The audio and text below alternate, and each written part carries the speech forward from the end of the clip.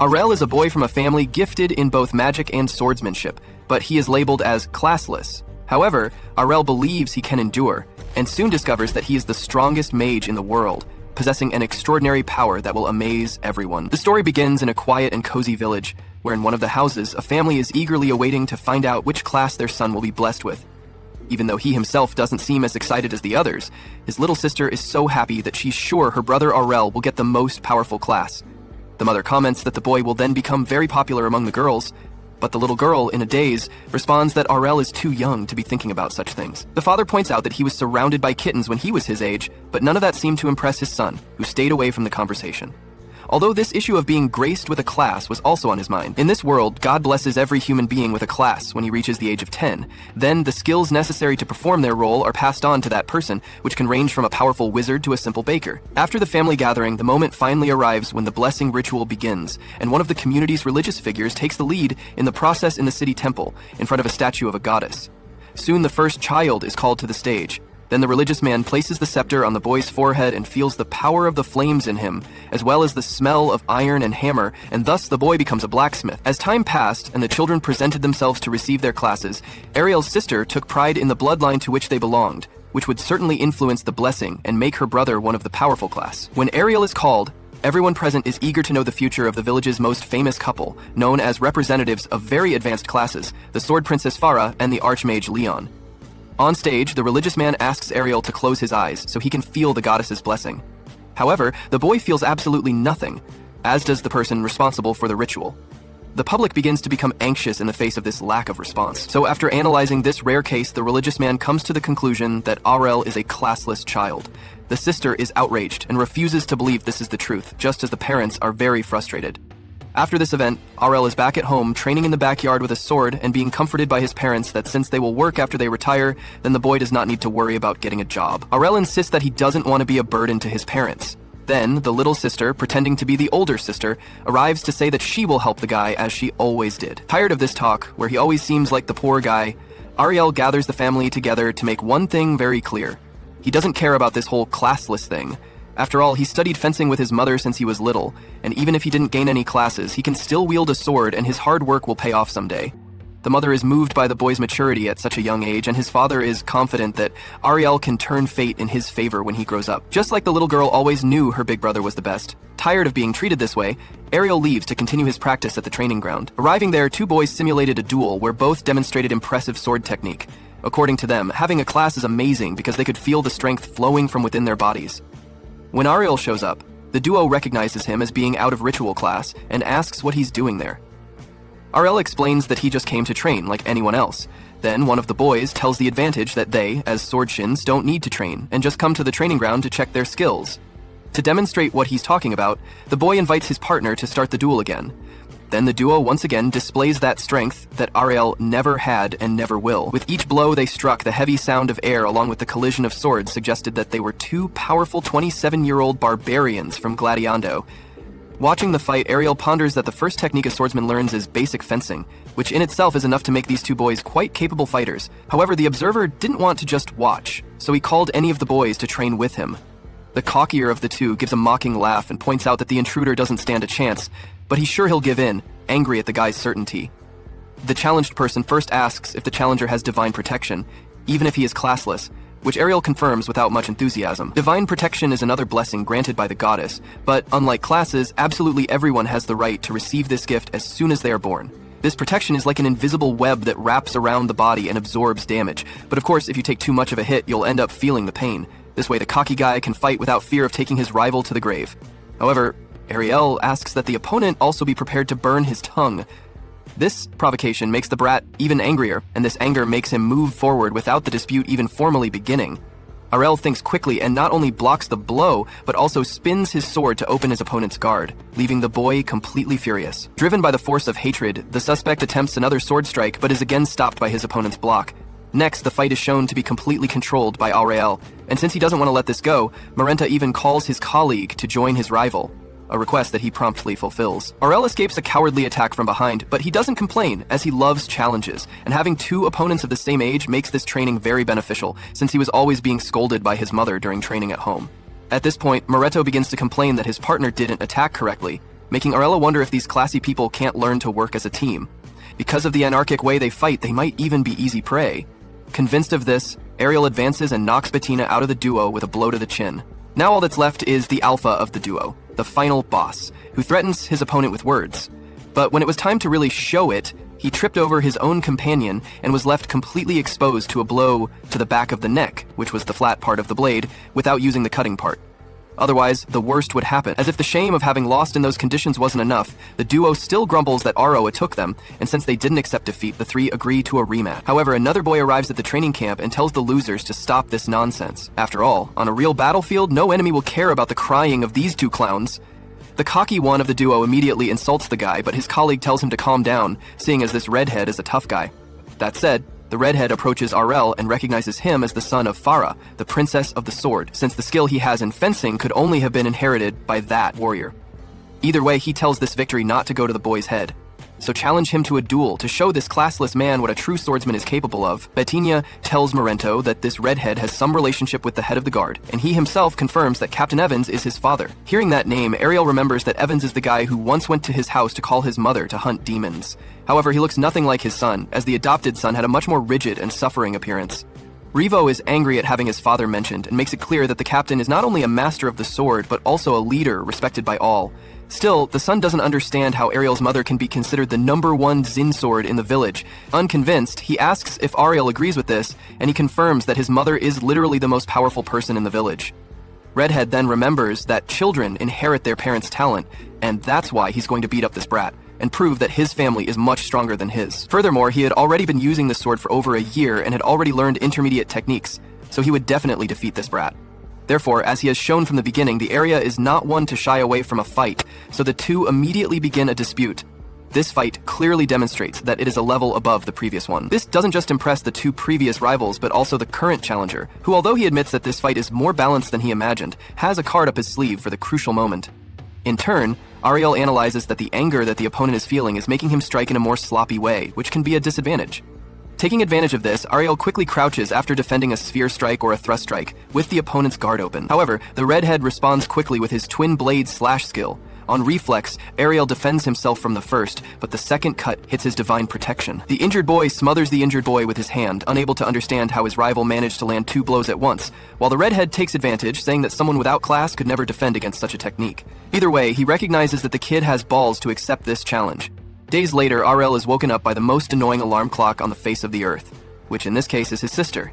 He accidentally headbutted the poor girl as he stood up, which ended up being an unintentional act of revenge. During breakfast, she asks her little brother to stop working out so hard, as one day she will create a world where the poor guy can live comfortably. Hearing this, Arel gives a hearty laugh and says goodbye to her family to go to training. With his departure, his sister expresses concern that Arel is staying late, training every day after coming home exhausted from the beating he took.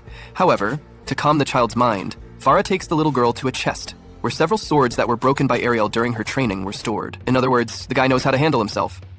Even calmer, the boy's sister promises to make the world a better place for him. Meanwhile, Arel focuses on her daily training and shows that she has learned the double blade attack, as she only let herself be hit so she could assimilate this technique. Speaking of which, a blow appears from Tokaya to ambush the human, but Arel finishes off the creature with this very ability.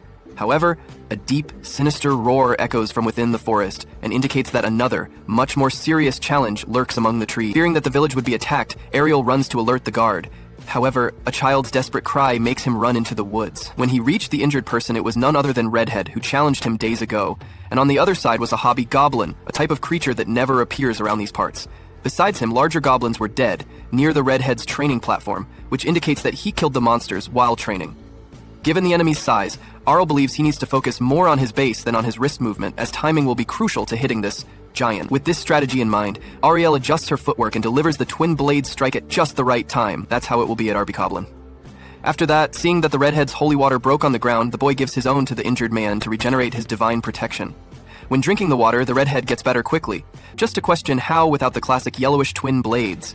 Then, the boy calmly explains that he had to train a lot to develop such a complex technique. Furthermore, he notes that he noticed how Red used this move several times in their fight, and was beaten in that way that Arel was able to learn later. In fact, he wants a rematch, which his rival accepts because he was saved, since that way the two don't waste time and go to the exchange right there. Already leaving, the two use the twin blade strike at the same time, but Arel's power had one more cut. Then, when 2 cuts from each fighter absorbed each other by colliding, the latter cross the field and hit the target squarely. The redhead remembers that the name of the skill is Twin Blades and not Trembling. So Arel explains that there is no need to get caught up in these limiting details, as the important thing is to model a certain technique to better serve in moments of battle. The redhead doesn't accept any lesson from someone without class, so he raises his sword once more, keeping in mind that he learned fencing from his father, Captain Ivans. So he can't lose under any circumstances, especially to a kid who hasn't even received a class from the goddess. Be that as it may, one thing is certain: you need to be careful against this opponent. However, even though he promised to be careful of the third cut from the twin blade, Redhead falls under the same attack and loses the duel. He asks if Ariel went easy on him in the last fight, since he's visibly much faster than before. However, Ariel explains that it was thanks to his rival that he saw his limitations and evolved to overcome the weaknesses that led to his last defeat. Days later, during an evening tea, he will tell the family that Evan's son went to Brazia today, a place called the City of Swords, where Faraja was part of the local guild before getting married. Ariel feels like going to a place like this, but wonders how far someone without class could go. Wherever it is, he'd like to find out. This will only be possible if he tries. This concludes today's episode of this anime.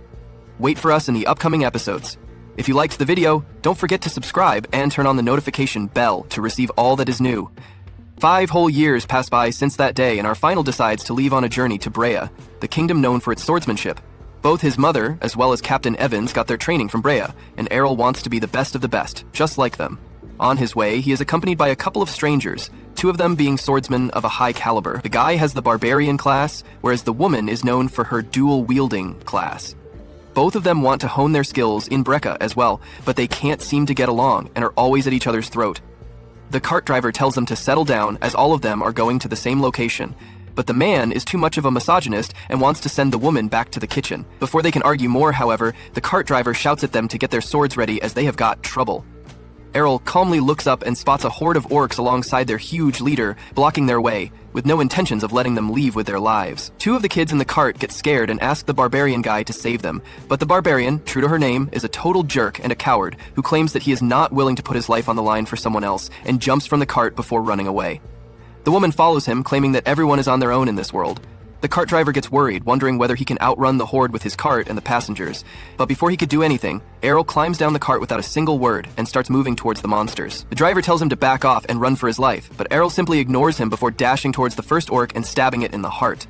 The driver is shocked by his incredible speed and accuracy, while Arel simply uses instant transmission and keeps disappearing and appearing in front of the orc, taking them down one by one. Unfortunately, though, he gets surrounded by a bunch of orcs on all sides, which means that he can't really use his dash skill anymore. But to the driver's surprise, Arel uses a legendary trick known as the Blade Dance, where he spins around like an idiot, cutting everyone down all at once. The cart driver doesn't understand how Arel can use that skill, since it is only used by the swordsmen with the Sword Princess class, and they are always women. Arel, however, isn't bound by the gender norms, as he wants to be the part of the LGH-DTV community, so he runs towards the orc leader, dodging its attack expertly before jumping on top of him and burying his sword deep within the orc's skull, killing it immediately. He finally returns back towards the shock driver and tells him to continue the journey to Brea. While one of the kids asks what class he belongs to, he simply replies that he doesn't have any class, which completely shocks everyone. He remembers how 5 years ago, when he showed his mother the new twin blade skill he learned, she thought that she was imagining things. But when Arel told her that he is training to replicate any skill he sees, she is beyond overjoyed and promised to teach him all of the skills used by the Sword Princess class. Back in the present, he is woken up by the driver, who tells him that they have reached Briesta, the land of swords. Arel climbs down the cart and witnesses the town center flooded by people with swords strapped to their waists. Arel turns towards the driver and asks whether he is an advanced level swordsman. At first, the driver claims that he is just a cart driver, but Arel knows that only good swordsmen can identify the moves he was pulling on the spot.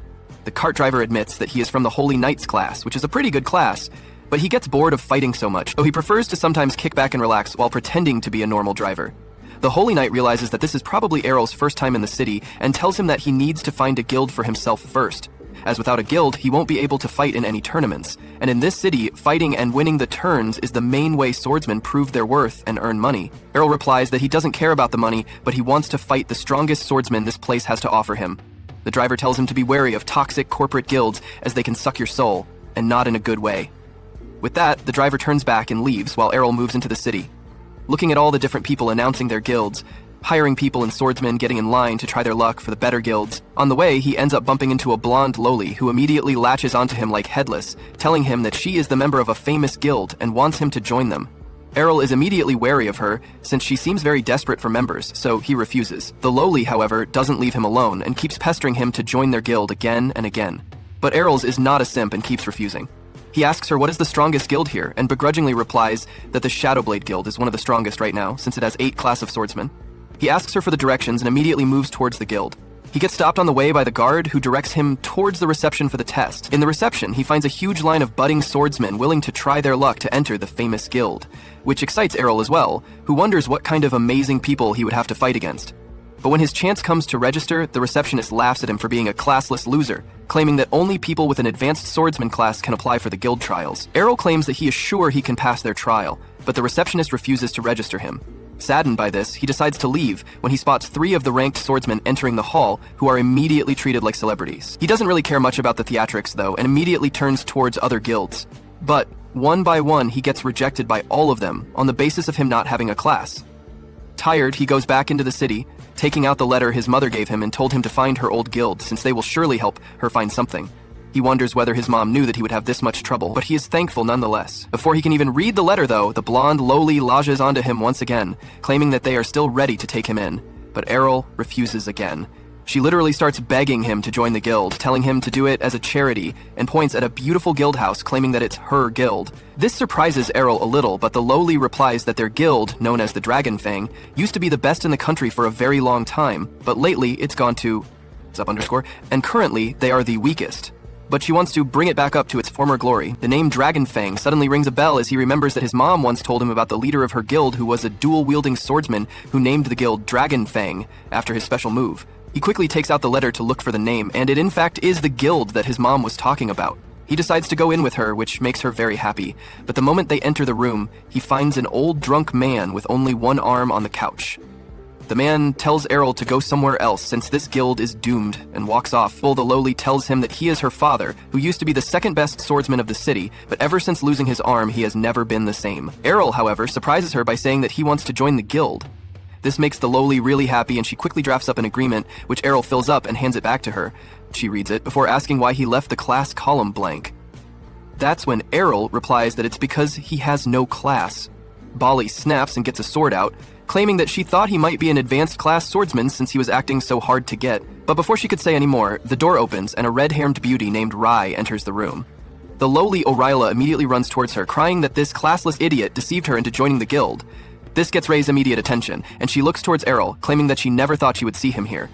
Arel is confused and asks how she knows him, and Ray looks surprised, claiming that they were from the same village and trained together. That still doesn't ring a bell.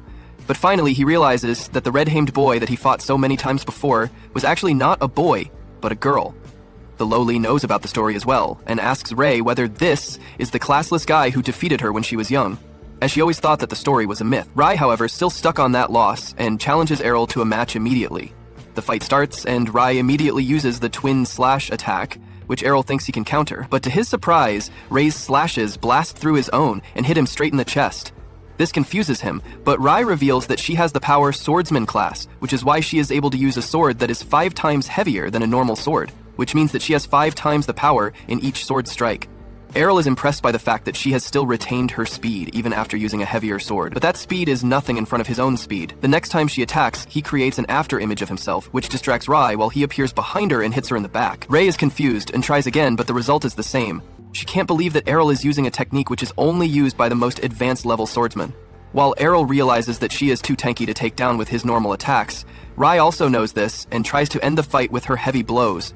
But Arel uses his mother's signature counter, which brings Rai to her knees, and the fight is over, just like that. With that, the Lai's demeanor changes completely, and she welcomes him once again to their guild, and tells him that their guild is in crippling debt right now. To get out of debt, they will have to enter the tournaments and fight as a 3-man group against other guilds who will have all 5 members in a team.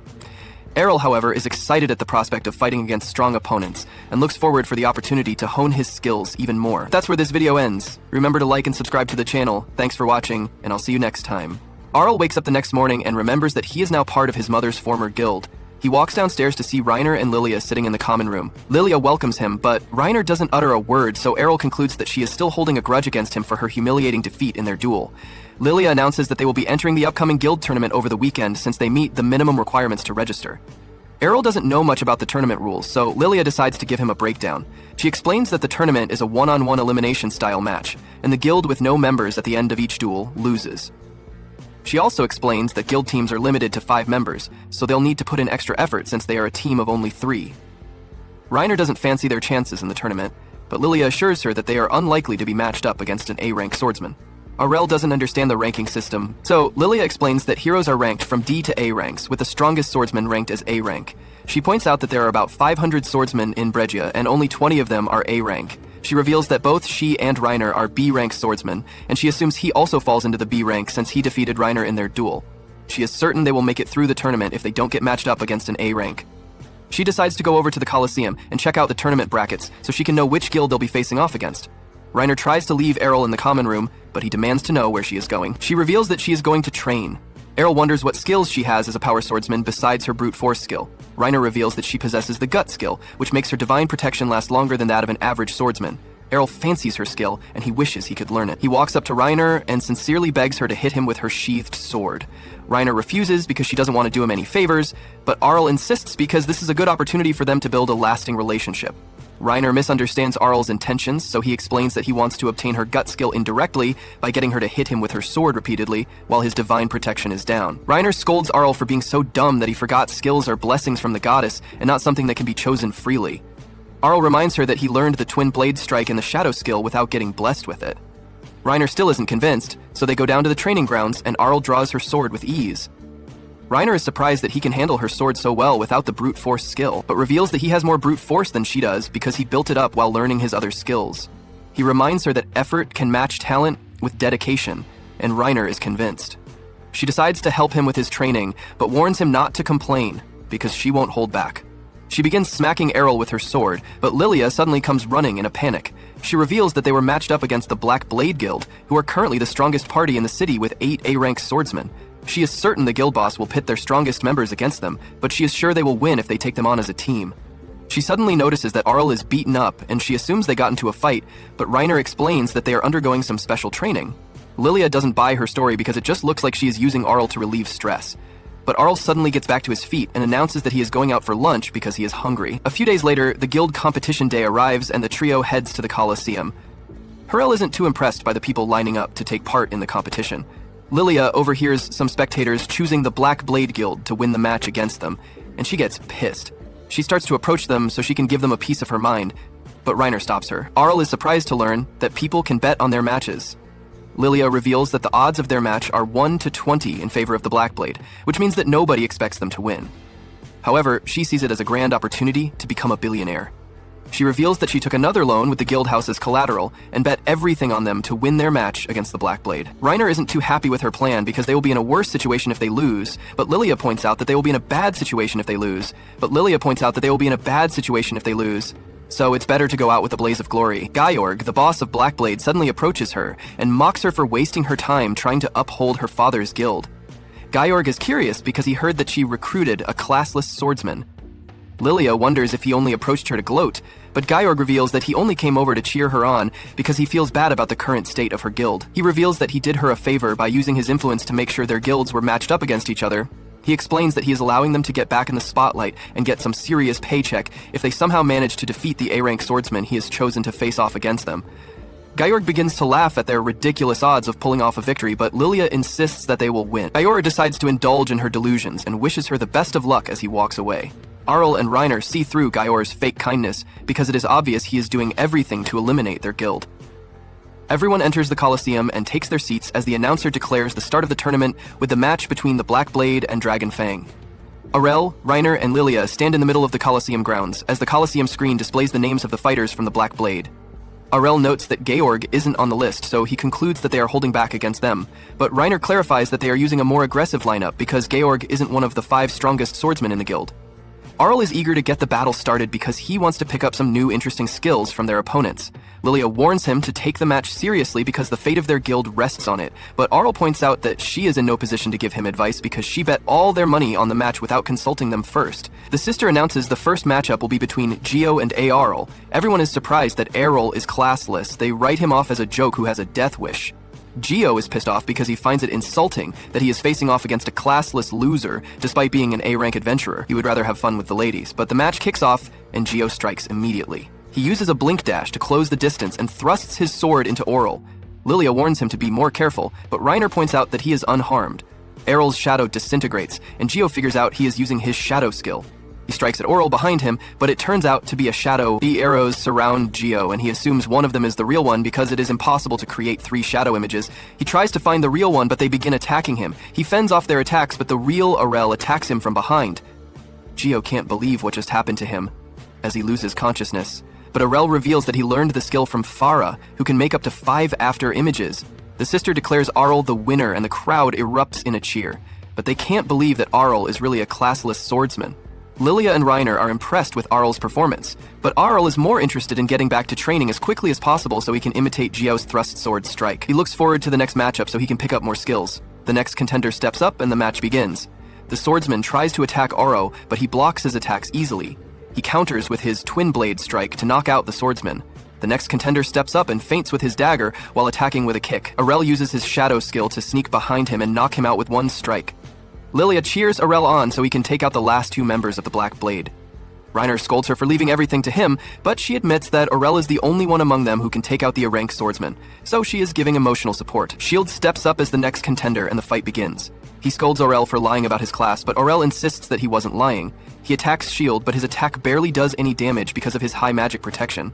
He decides to wear it out with persistent attacks, but Shield scolds him for complaining when he shouldn't even be a match against him. Arel reveals that he earned his place in that duel by putting in tremendous effort, but Shield insists that effort can't outweigh talent. He attacks Arel with a sword feint and uses his shield bash, but Arel sees through his feint and knocks the shield out of his hands. Now that Shield is exposed, Arel is confident he can win the match. He imitates the kick used by one of the swordsmen he fought against, and Shield points out that he has seen that technique before. Arel admits that he can pick up some skills after observing them once. He walks over to Shield's shield and picks it up. Arel's arrogance pisses Shield off so much that he attacks him, but he parries his strike. Arel uses his shadow skill and imitates Shield's shield bash technique to knock him down. The sister announces him as the winner, but the spectators begin to protest. They label Arel as a fraud because they can't comprehend how a classless swordsman took down 4 A-rank swordsmen in a row in record time. The sister consoles the crowd and reveals that the tournament administrators have ordered Arel's class ID to be publicly displayed so they can see his information for themselves. The sister consults with Arel to confirm that he is fine with the decision, and he agrees.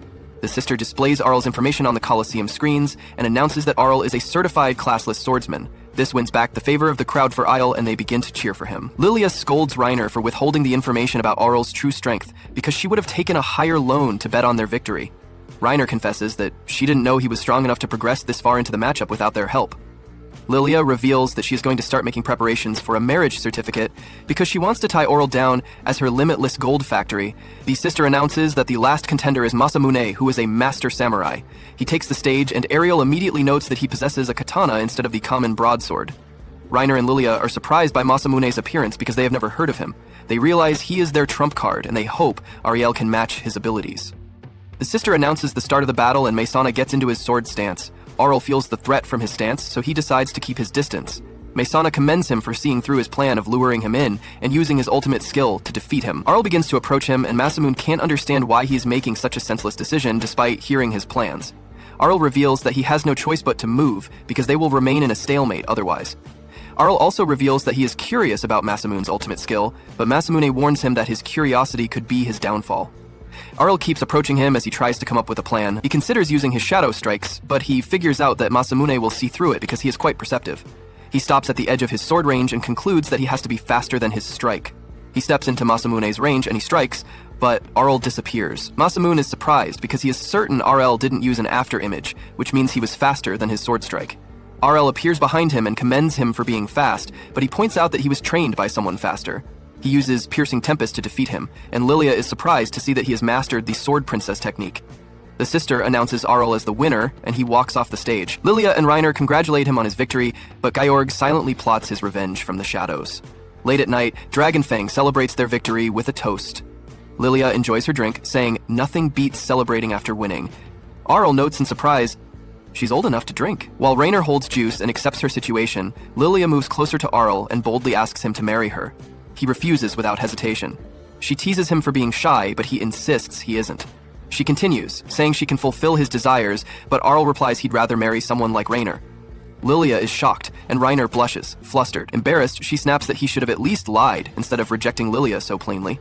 Arel calmly asks why she thinks he's lying. Rainer stammers that people say she acts like a man since all she does is train. Arel admits he once thought the same, making her sigh about lacking feminine charm, but Arel disagrees. Rainer says she aims to be the strongest swordsman and has no time for femininity. Lilia smirks. Rainer doesn't know how to use her greatest weapon, so she's no competition. Lilia tries again, offering to help Arel relax with a massage while patting his lap. Rainer blushes and calls her indecent, but Lilia pretends innocence. Arel then says he'd rather get a massage from Rainer instead, stunning both girls. Later, Rainer spars with Arel. Her attack, even with a sheathed sword, leaves him gasping. She jokes this feels like torture, but Arel explains pushing his body to the brink is the only way to master guts. He needs a capable, trustworthy partner. Rainer feels flattered, he trusts her so much. A man walks downstairs with Lilia, telling them to keep it down. He's Lilia's father. He asks Arel if he's training from frustration after losing, but Lilia corrects him. They won against Blackblade. Her father seems unimpressed, assuming the enemy sent weak members.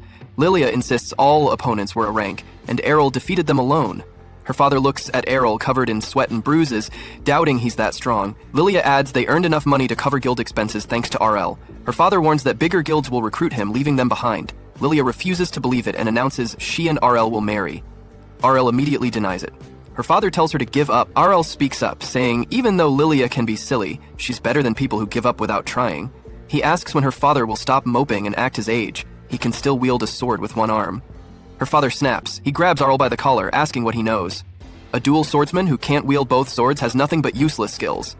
Arel admits he's right. He has no class or special skills either. Her father shoves Arel away and walks off. Arel comments that even with his injuries, Rod is incredibly strong and it's a waste to give up. Lilia feels thankful, believing Arel's words might inspire her father.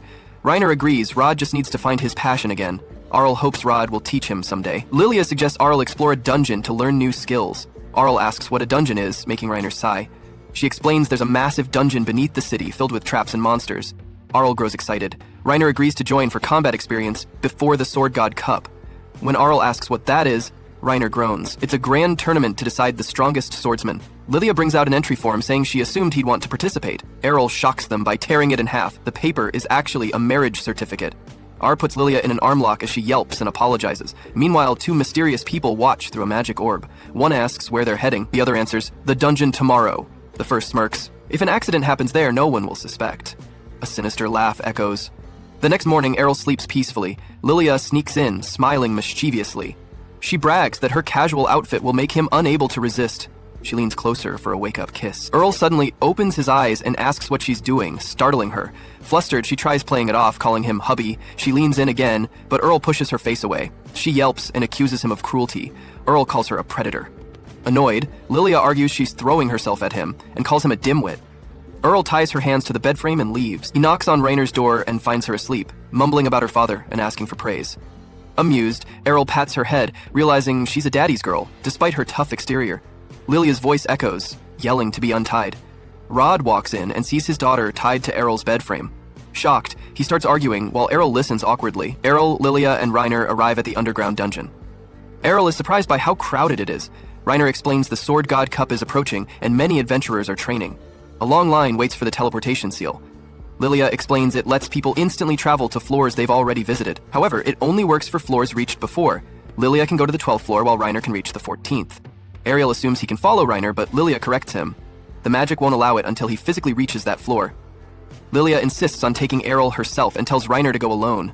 Before Rainer can argue, Lilia grabs Arel's arm. Arel stops her, saying Rainer should come too, and she gladly agrees. Inside, they encounter two living armor monsters. The creatures move on their own, clanking heavily. Arel and Rainer draw swords. One charges at Arel. He blocks its strike, but another attack comes from behind. Arel jumps back, surprised at its speed despite heavy armor. He decapitates it, but even without a head, it continues moving. Rainer battles the second monster and explains, living armors are empty suits powered by dungeon magic. They feel no pain and have no weak spots. Arel targets the leg, sending it crashing down. Rainer finishes her fight and warns the enemies will regenerate soon. Arel realizes they're perfect for endless practice. Lilia steps in, pretending the fight was tough, though Arel points out she didn't help. Curious, Arel asks her class. She proudly says she's a fencer and offers to teach him. Arel says his mother, the sword princess, is already a master fencer. Lilia is shocked, but recovers, claiming she can teach him compassion. They walk away and hear screams asking for help. They notice an injured guy coming out and ask what just happened. The guy reveals he entered a new room for the first time and got hit by a bad trap. Lilia thinks that's common inside a dungeon, but Arel is a bit confused. Ray wants to take the guy to the exit, but he refuses because his friends are still in the room. He begs the group to help them, which Reyna quickly agrees to. Lilia calls her out because that's a dumb decision without proper thought. Ray then realizes the guy is only covered in blood because his divine protection ran out, so he shouldn't be coming with them. And however, Lilia explains, that's the wrong approach because they should be negotiating first. Her eyes shine as she explains they need to be compensated for helping someone. Everyone, including Arel, is shocked because Lilia is a hypocrite.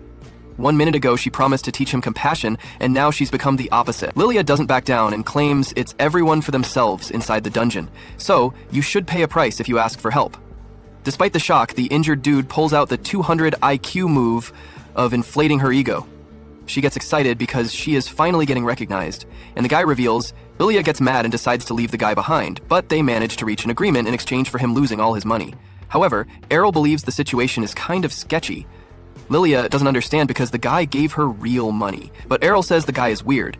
He thinks there's too much blood on him, but Reyna tries to explain it's because his divine protection ran out. The girls ignore Ares' worries and decide to follow the guy into the room. On their way, Arel thinks this is getting weirder because he also lost as much blood as this guy before, but he couldn't even stand before receiving any type of healing. Yet this guy is walking just fine. He knows this guy's injuries are fake, but decides to let everything play out because it could be fun. They finally reach the room entrance and the guy activates the secret door. They look around but can't find anyone inside. They walk further in and notice a huge pool of blood. Lilia notices a gold coin next to the blood and decides to pick it up, but once she does, a magic circle activates. Ariel and Reyna realize this is a teleport trap, and the injured guy mocks Lilia, claiming she's just as greedy as the rumors say. He thinks his job is done, but the magic circle increases in size, shocking him because he's now in range. In the end, everyone gets teleported to another place, which Reyna believes to be lower than the 14th floor. Lilia wants the injured guy to explain what he just did, but they're startled when a light appears in front of them. The guy then explains he received orders to lead them to the trap so that they could never escape from it. Suddenly, a knight appears, and the guy reveals they're in the lowest floor, where the advanced level sword gods lie. Lilia is shocked because that sword god class was supposed to be just a myth. Suddenly, Arel pushes her head down a second before the knight releases an attack aimed at their necks. The girls don't understand what attack that is, but Arel explains that's a slashing attack skill only sword gods can use. The girls are shocked by its huge range, but they don't have time to play around. The knight teleports and focuses his attack on Arel, pushing him against the wall. Arel blocked the attack and thinks it was worth getting guts because he barely lost any divine protection. He tries to attack the knight, but it teleports away. Arel confirms the knight's skills are of an advanced sword god and thinks this is the perfect chance to test himself. Everyone is confused by his words, but Arel simply dashes away and begins attacking. His speed and attacks shock everyone, including the knight, who is forced to focus on defending. But suddenly, the knight uses a skill to increase the pressure and force everyone to their knees. Arel is the only one who's still standing because he already practiced this with his mother. He remembers when she was training him and complimented that he managed to still stand at that time. He told her he could drop to his knees at any moment, but his mother didn't care. She simply explained that once he used this skill, he should hit his opponent with the infinite break.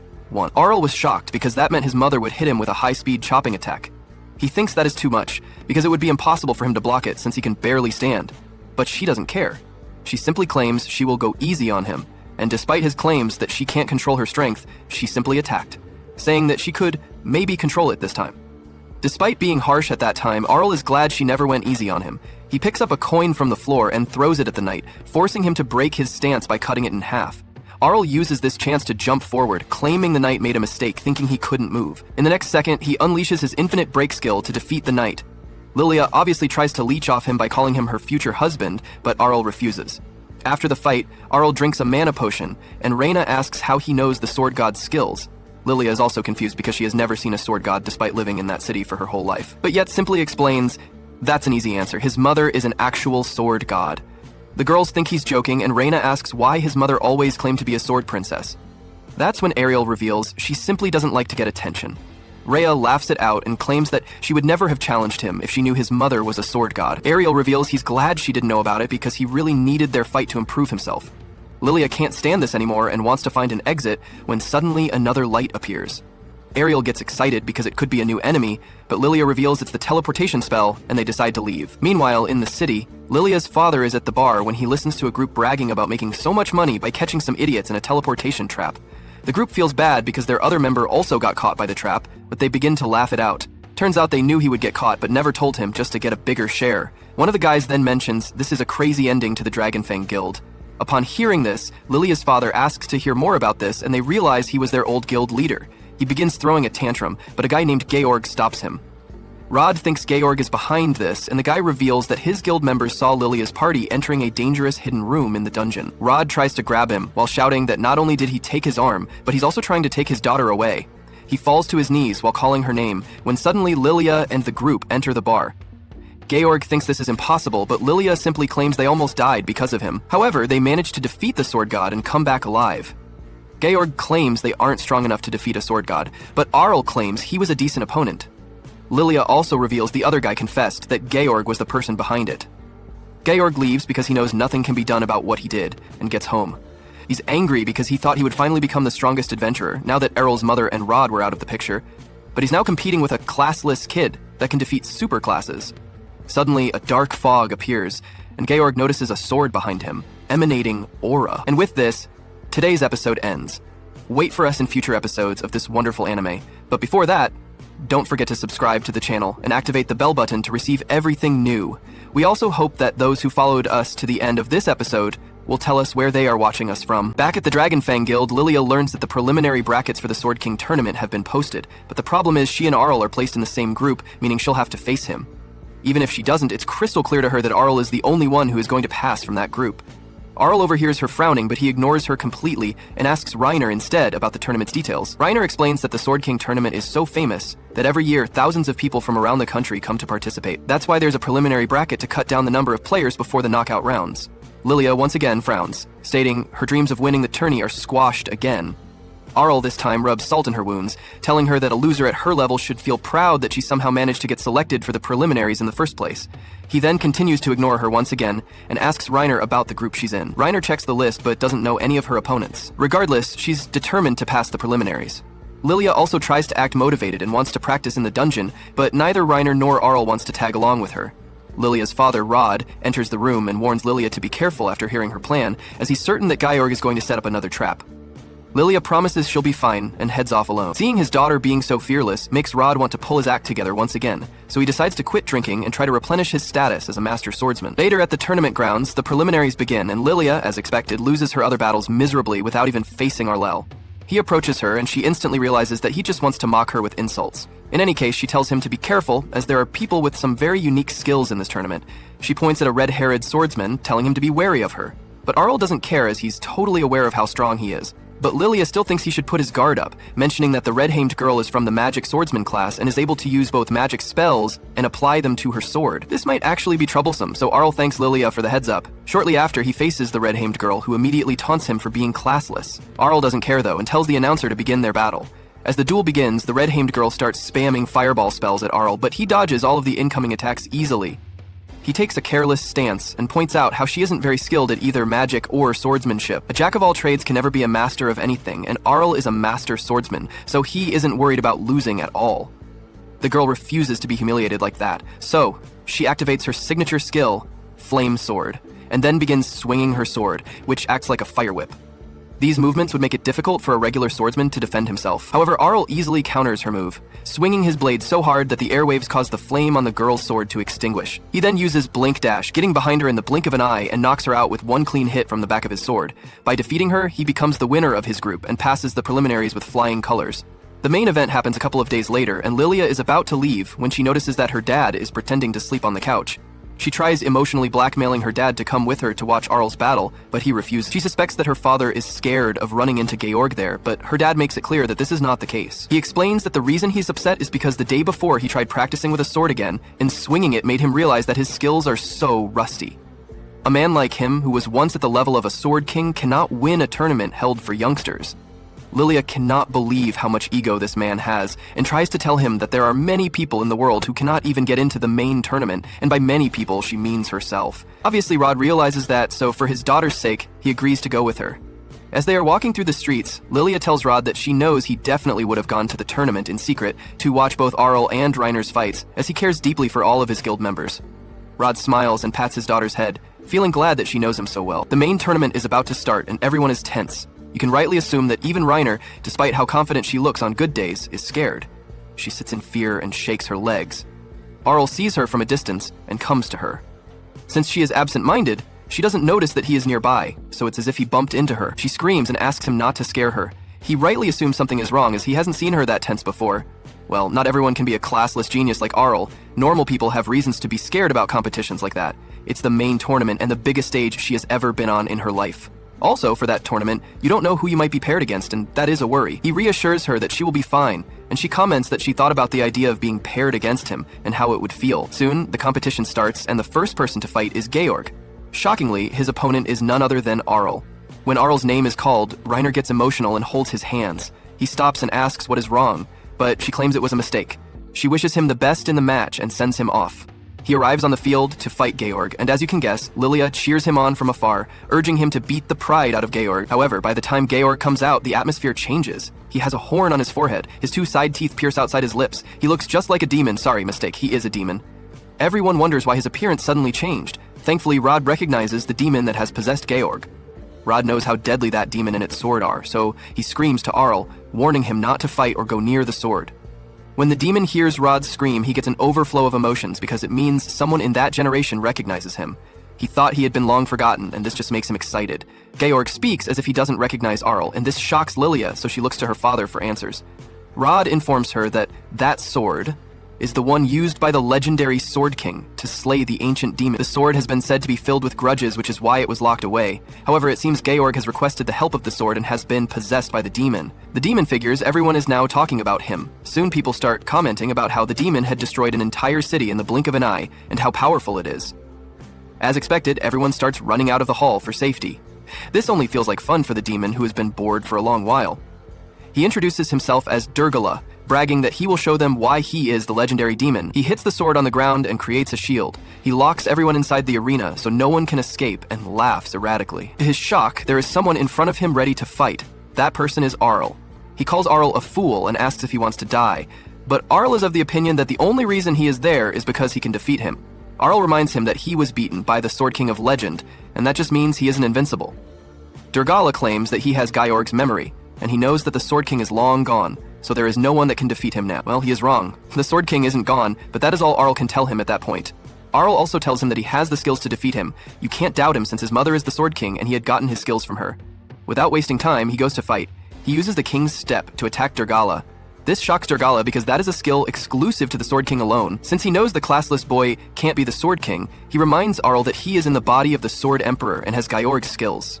He jumps and attacks Arel so much that Arel bounces hard on the ground. He assumes that he has won, but Arel stands up. Thankfully, he had gotten the gut skill from Arel's crazy play, painful training he had been doing with Reiner. Since Durgala means business, Arel also gets serious. He uses his infinite break to attack Durgala several times until he lands his final hit, and Durgala falls hard on the floor. He goes nearer and people caution him to stop, but he reveals that since Durgala doesn't have any special resilience, he can't stand up again. Everyone shouts in joy that the fearful time is over, and Reiner walks to Arel to check on him. Unknown to them, Durgala isn't Georg himself, but the sword. Although Georg is physically weak, the sword isn't, so Durgala considers how he will survive. All he has to do is find someone else to possess in that place and find a good way to run. He looks around for a person with a physique good enough for him, and he finds Rod. The sword disappears from Georg's body and flies toward Rod. Arel protects Reiner as the sword flies, and Rod tries to protect Lilia. Unfortunately, the sword possesses him, and Durgala holds Lilia as a hostage. Arel comments that he didn't know the sword was the demon, and now that he knows, he will destroy the sword. Durgala claims he will kill Lilia if Arel comes nearer, but Arel doesn't care. So Durgala is forced to remind Arel that Lilia is his future wife and he won't want her to die. Arel laughs. He doesn't even like her that much. Unable to believe the truth, Durgala reveals that he saw in Rod's memory that Lilia informed him about her relationship with Arel, while Durgala doesn't know that Lilia was just daydreaming. Arel reveals he doesn't care about Lilia, and he could just kill Lilia and Durgala together. This hurts Lilia, but her safety is the first priority here. Arel informs her to stay calm as Durgala can't do her any harm. To their shock, he is right. Rod has been fighting Durgala's spirit, which is why Rod hasn't turned into a demon. Rod takes control of his body and fights back, claiming that if Durgala had approached him some days ago with the opportunity of becoming a demon, he would have taken it. But now his spirit is strong. He has met Arel, and now he believes that anyone can capture the life and future they want. So he will fight. He successfully gets himself free from Durgala's grasp and throws the sword at Arel, who crushes it immediately. That is the final end of Durgala, and everyone in the city is excited. In my opinion, the tournament should end and Arel should be declared the winner, since that was the greatest fight in that tournament. What do you think? A few days later, Rod yells at a group of kids and completely destroys them during training because they lack skill and swordsmanship and depend only on their abilities to fight. When he tells them to come at him again, all of them run away, and Lilia scolds Deal for chickening out on his promise to join her guild and work hard to get stronger. The boy argues that her dad's training is way too brutal, and Lilia agrees that her dad got back in shape thanks to Arel. When Deal asks where is, she laughs awkwardly and admits that Arel sort of left the guild out of nowhere. She suddenly starts crying, wondering why he would quit and leave her all alone, and the guild is now in a tough spot since Reiner also quit right after him. On his way home, the driver asks Ariel if he is really fine with leaving the city right after winning the title of champion swordsman. But Ariel replies that he already saw everything he needed to and now wants to test his skills back at home. Ar explains he wants to see if he can actually win against his mom, which makes the driver burst out laughing, as even the champion swordsman is scared of his own mother. Back in his hometown, Farah instantly senses he is standing behind her, even though he erased his presence. She compliments him since she only noticed him a few seconds later than usual, and she is delighted to hear that he won the tournament just like she once did. Suddenly, she closes the distance in an instant and brings the rose up to his face, asking if it smells nice. Arel realizes the fight would have been over if that rose were a sword, and he admits his mom saw right through his plan. She tells him that the garden would be destroyed if they sparred there, so they move to the mountains where he used to train. Farah is excited to see how much he has improved, and he taunts her that she will not be smiling for long. With that, Farah uses Divine Step to close in, and he barely manages to block her attack with his sword because he saw that move earlier in the garden. He jumps back and uses a new skill on her, which amazes her because he combined Divine Slash with Air Slut. When he asks what skill she used, though, Farah simply replies she was just swinging her sword like normal, and claims she learned how to fight without depending on skills from him. Hearing that, Arel is amazed by her strength and goes all out, creating so much noise that all the townspeople get scared by the monstrous sounds coming from the mountains. The battle rages on, as Arel uses Air Leap to reach Farah, and when she tries to blow him away with Divine Presence, he uses the same skill to counter her force. After they both land, she warns him that she will not hold back on her next attack, and the two finally cross swords, using the Swordmaster's ultimate skill. Meanwhile, at Arel's house, Reiner hopes home and knocks on the door. When his sister Mira opens it and asks who she is, Reiner politely explains that she came to meet her brother. The cheeky little girl calls Reiner a cow and says her brother has no interest in talking to cowgirls. Just as Arel's sister shouts insults and tries to shut the door on her, Farah suddenly appears and tells her not to be rude to their guest. Mira jumps excitedly into her brother's arms and asks why the two look like a total mess. And their mom proudly reveals they sparred against each other, with Arel actually managing to beat her this time. Still, Arel admits he only won because his stamina lasted a little longer than his mom's. Ryder is amazed because he beat the Sword Princess, but Arel admits he is not that proud since his mom is not as strong as she was at her peak anymore. Hearing that, Farah gets annoyed because she insists she is still a young lady and then asks her son to introduce the beautiful girl who came to see him. They head inside, where Farah says she is more curious about Arel's romance with the cute girl than his little tournament win, which really gets his sister angry. Arel introduces her as Reiner and explains they live together in the city, instantly making his mom's face light up with wrong ideas. After Reiner panics and quickly explains that they were only guildmates and nothing else, he asks her why she came, and she scolds him for rudely quitting the guild out of nowhere without even a word. Ariel bluntly says he filled the withdrawal form properly, but she gets angry because he should have at least said goodbye in person. When he says there was no point since he already learned all the skills he needed, Reiner sighs deeply and gives up hope. Hearing that, Fa warmly invites Reiner to rest in their peaceful village, since she came such a long way to see her hopeless son. But Reiner explains this is her hometown too, and her real reason for coming was not to meet Ariel, but to become Farah's apprentice. Just then, Reiner's father, Even, urgently knocks on the door to report a strange disturbance in the nearby mountains. He requests the Sword Princess to protect the village security team, who are going to investigate what kind of monster cut down all the trees in the area. Hearing that, she assures him she already handled the monster, which puts him completely at ease. Then, Evan notices his daughter there, and Errol's mom is delighted to learn she is his child, saying she looks exactly like her late mother. When her father asks why Reiner is at Farah's house, she blurts out that she came for training to be the perfect wife, which instantly brings her father to tears. Ryder blushes hard and swears she came to train in swordsmanship, so Arel's mom happily suggests she can do both bridal and sword training together, which makes Evan truly happy, because he promised his wife he would take care of Reiner until she becomes a fully grown adult. Farah swears she will raise Reiner to be the perfect wife, And while Reiner desperately asks if anyone is even listening to what she wants, her father completely ignores her and wishes her good luck instead. After that, Arel goes into his father's room where he is studying magic again. His dad warmly welcomes him home and shares that he has nearly finished working on a spell similar to his killing strike. Putting that aside, his dad asks if Mira was throwing a tantrum because he brought a cute girl home, but Arel says she is more hot than cute. That gets his dad even more excited because he never thought Arel could actually bring a girl home. However, Arel suddenly tells him with a serious face that he finally beat his mother in a match and now he wants to learn magic. But his father instantly tells him to forget about it because it is impossible for him. Meanwhile, downstairs, Reiner tries to cut a vegetable for the first time in her life and ends up smashing the entire table, even slicing Myra's favorite mug clean in half. Seeing that, Fa realizes Reiner never really cooked back at her guild, and when Reiner insists she is fine with only learning swordsmanship, Ferris sternly teaches her that a master swordsman must first master things in daily life. When Arel's mother says she is glad to have another daughter in the house, Reiner curiously asks about his older sister. Mira explains that their sister was always worried about Arel and left on a journey to create a world where classless bums could live freely, but Reiner laughs and says the Mad Lab probably will not be needing that anymore. In the kitchen, while Arel and his dad get ready to fix the damaged table, his dad suddenly remembers that Arel wanted to see magic. So, he shows it in action, on Myra's broken mug. Later, his dad repeats that Arel should forget about learning magic because it requires a special aptitude only some people have, and he has never seen anyone without magic energy or skills use it successfully before. Arel notices his dad did not actually say it was impossible, and his dad admits that Ariel did win the Swordmaster tournament with no class and got strong at an insane rate thanks to sheer hard work. But sometimes, effort alone just is not enough. With that said, his dad picks up one of Ariel's broken training swords and explains that using magic without mana is like trying to use a sword without hands. Hearing that, asks how his dad can be so sure he has no aptitude. So his old man explains that the blessing grants anyone with a man of the sorcerer class. Even then, Oroel insists he has felt traces of magic before, especially during the times when Reiner used to beat him daily at the guild, which makes his father slightly worry about what kind of relationship they really had. Arel recalls how he used to drink a ridiculous amount of holy water to restore his divine protection, but Lilia got angry at the costs and told him to finish the old potions from their warehouse first. Even though Reiner was seriously concerned about what those mysterious bottles were filled with, he chugged them down anyway, and instead of restoring his divine protection, he felt something else inside his body.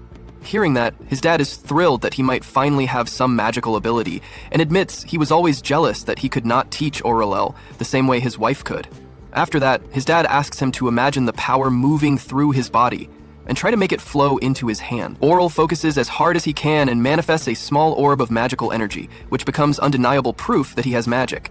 However, he nearly faints right after, since that tiny amount alone drains all of his mana. Seeing that, his dad explains that his mana is even less than a little kid. When Orel asks how he can possibly increase his capacity, his dad tells him the only way is to cast magic hundreds of times, just like training his muscles. Ariel is glad to hear that, since training endlessly happens to be his specialty and he collapses from exhaustion. Seeing his never-give-up attitude, Ariel's dad cries tears of joy because he has never been prouder of his son in his entire life. The next morning, Ariel heads to the nearest store and spends all his tournament winnings to buy as many mana potions as he can carry. After that, he grinds his magic skills non-stop for the next 6 months until he can finally maintain a fireball without fainting. His dad congratulates him for reaching the level of a beginner sorcerer, so Orel eagerly asks if that means he can start casting real spells now. Instead, his dad takes out a page filled with magical language and explains that he must learn the entire magical script to cast a spell. Normally, a sorcerer's skill automatically brings the spell structure into their mind. But since Arel has no class, he has to imagine the spell from scratch every single time. With that said, his dad suggests he should study at the Magic City Institute. But first, Arel will need to raise his level enough to even qualify for admission. At dinner, Mira says her mom's cooking tastes amazing as always, but she immediately starts complaining when she realizes Reiner actually made it. Orel loves the food too, and Farah proudly compliments Rener's huge improvement in both cooking and swordsmanship. Orel's dad chimes in that he likes Rener too, because she is pretty and hardworking, but not more than his beloved wife, of course. Being their warm family banter, Reiner quietly wonders if her own family might have been like this if her mother were still alive.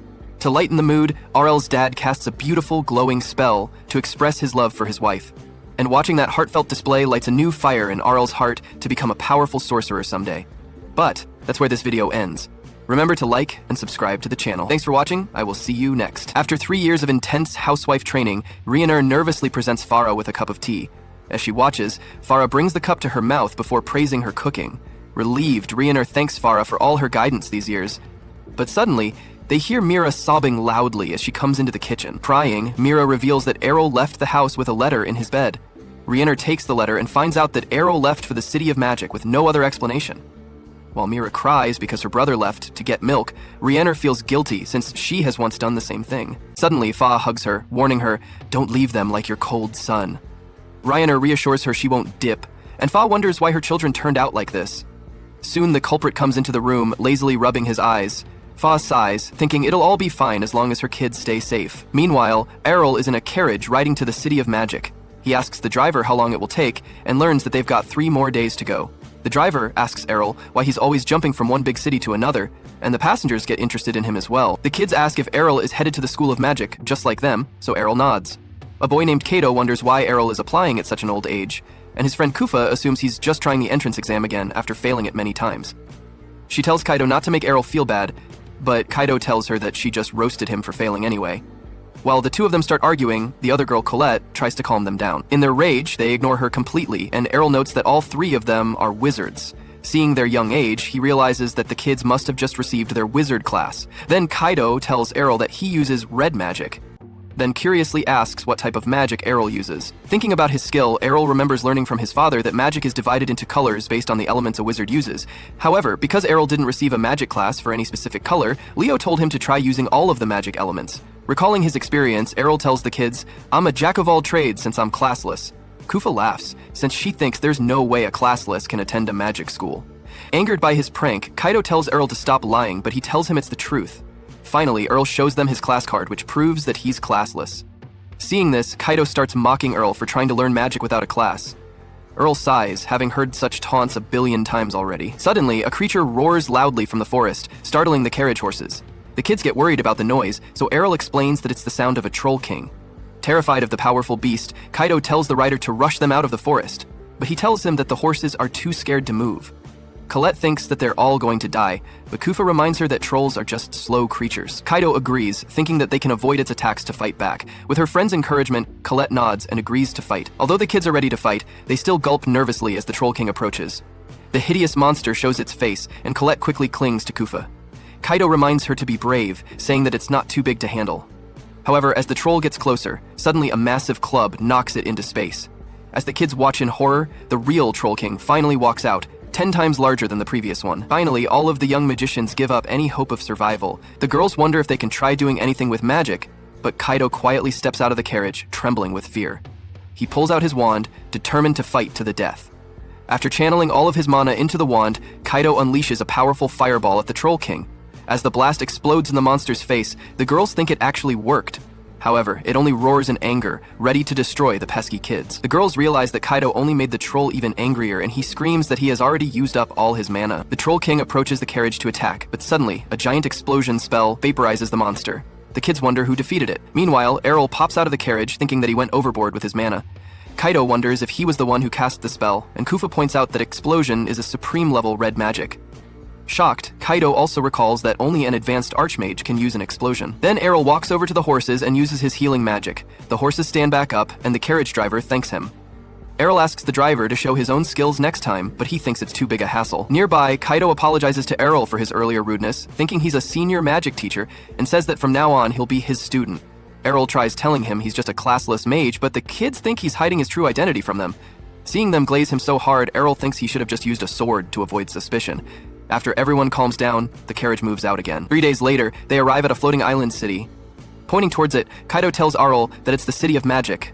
Surprised by the architecture, Arel gets off the carriage with the kids. Kaito excitedly explains that the bridge connecting the island to the forest is also held up through magic.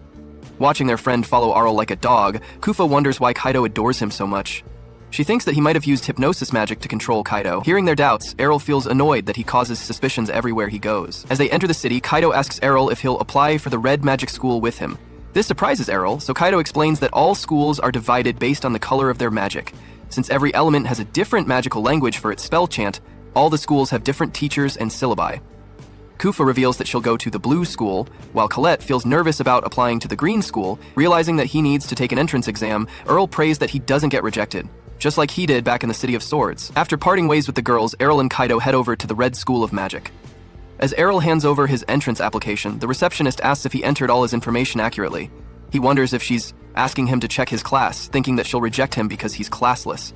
However, she easily approves his application, which surprises Arel. He asks why the school doesn't reject classless people, so the receptionist tells him they give a fair chance to everyone. With her application approved, Arel walks to the examination area with Kaido. After a young man casts a fireball spell, the examiner calls another applicant. He walks up and proudly reveals he's already an advanced mage, shocking everyone with his talent. Arel wonders if an advanced class is that big of a deal, so Kaido tells him they're basically guaranteed to have a successful career. Arel nods, recalling that his father just ended up in the countryside with his exceptional talent. Kaido thinks that the boy is too arrogant, but Arel reminds him that he isn't any better. Soon, the boy burns the test dummy with an impressive eruption spell, leaving the audience stunned. Seeing everyone fawn over him, Kaido starts bragging about his master, which annoys the boy.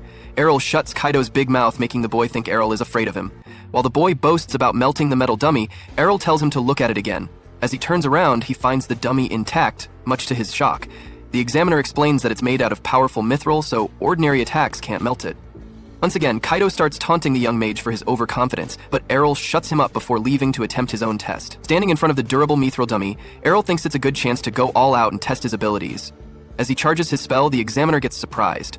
Finally, Arel casts the eruption spell, which just looks like a thin needle pouring on the dummy. Seeing the spell's weak power, the boy starts laughing at Kaido for his boasting.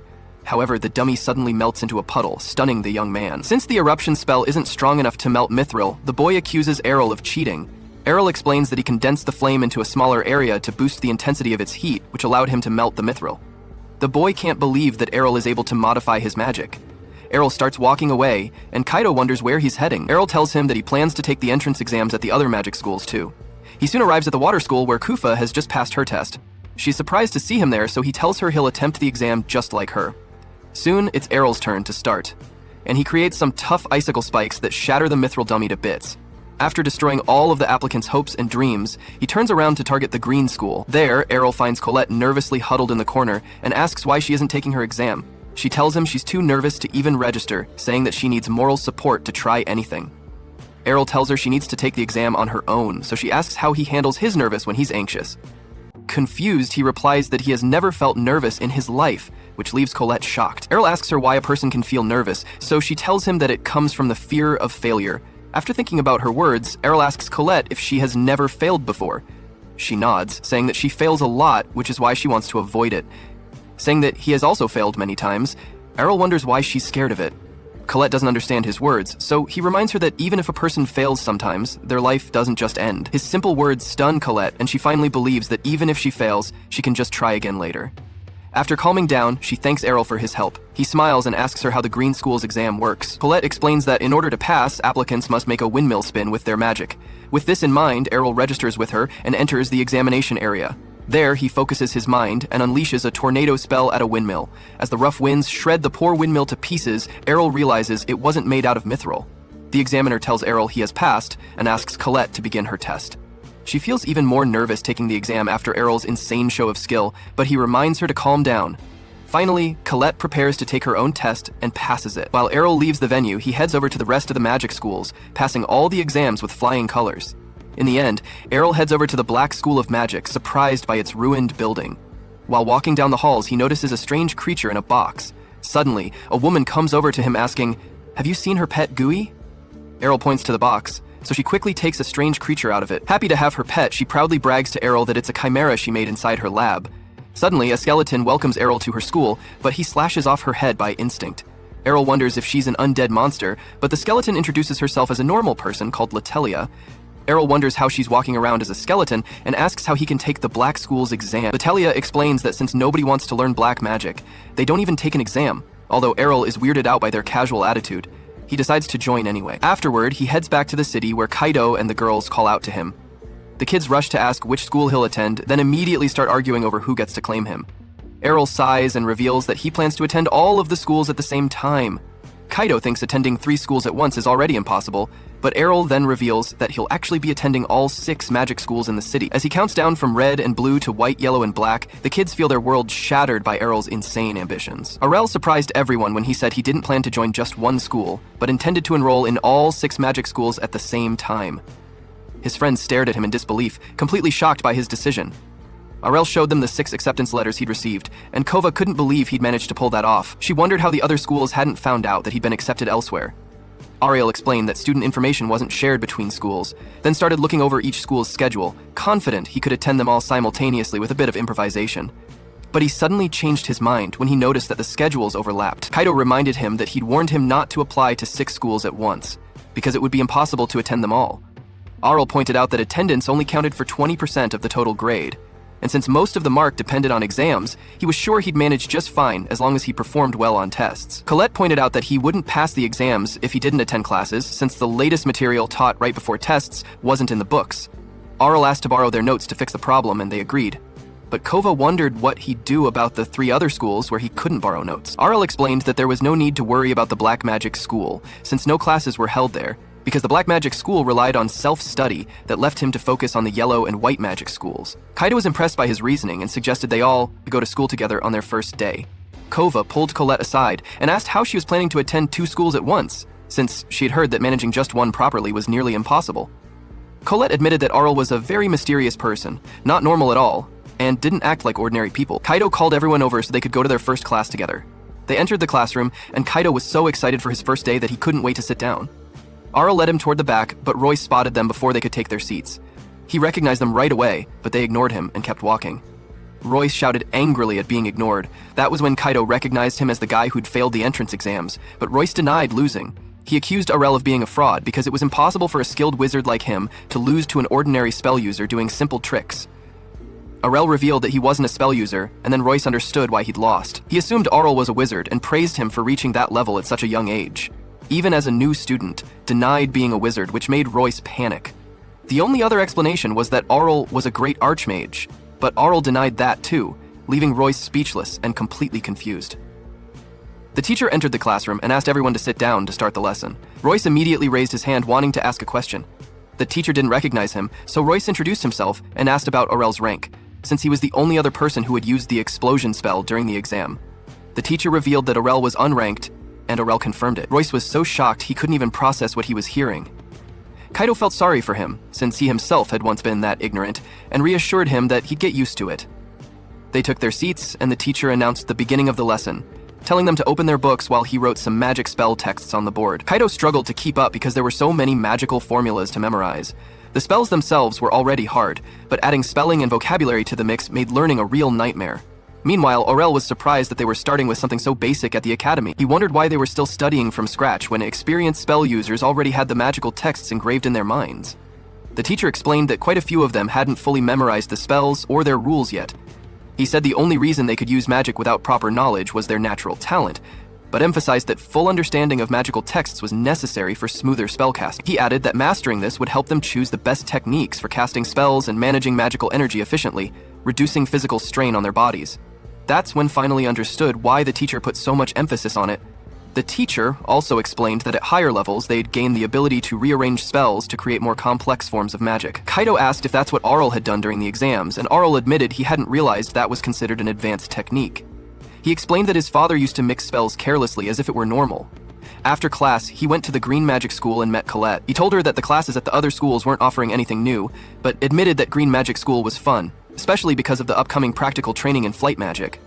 He confessed that he'd never tried anything like that before, which surprised Colette, since it was impossible to master advanced magic without learning something basic like flying. Arel blamed his strange upbringing, saying his father was afraid of heights and had never taught him anything related to it. The instructor walked in and asked the students to split up before starting flight practice. She told them to imagine being gently lifted by a rising air current. She began floating and added that they could spread their arms and imagine being birds to help them master the technique. Arel was at a loss because the instructor's method only worked if the spell was already ingrained in the user's mind. Arel couldn't memorize the spell because he couldn't think about something he didn't know. Colette started hovering beside him, thrilled that she'd mastered the technique. Arel tried to observe her method to copy it, but she lost her balance and fell. The other students laughed at her, and although Arel almost felt he should comfort her, she brushed it off and got back up. She told them she no longer feared failure and resumed training. Arel admired how quickly Colette was improving and starting to fly, convinced she'd achieve full flight with more practice, which motivated him to train too. He thought the best way to apply the instructor's guidance was to trigger a tornado spell beneath his feet. The spell launched him upward, but when the upward force ran out, he fell hard to the ground. Colette offered him her hand and he took it gratefully. Then another student walked over, mocking them and saying they were a pathetic sight before showing off how well he could fly.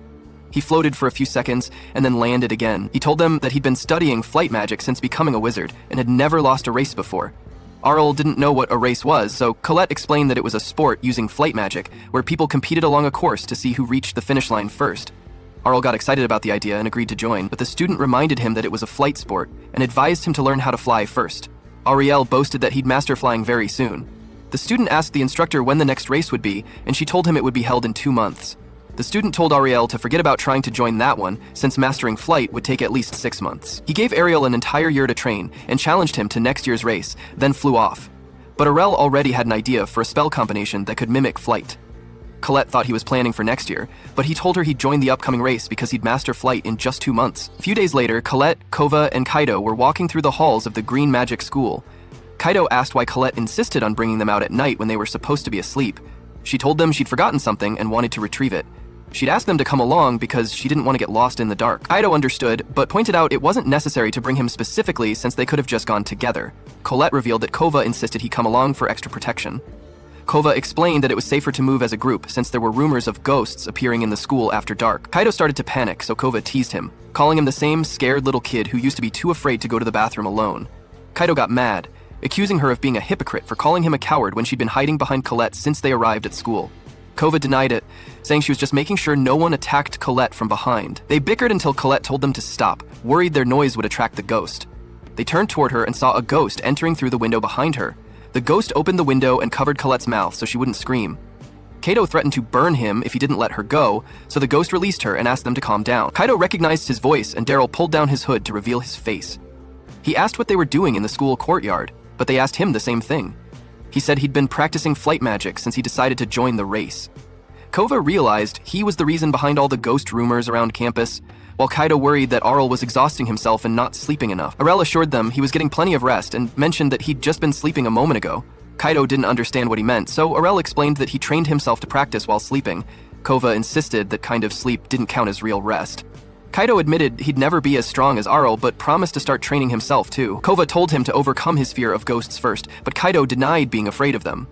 Silently, Kova and Colette both vowed to train on their own as well to get better at spellcasting.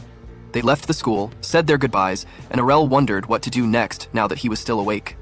He visited Latalia and asked for permission to enter the library. She asked what he was looking for, and he told her he wasn't searching for any particular book, but wanted to read every book they didn't have at home since any of them might contain useful information for the future.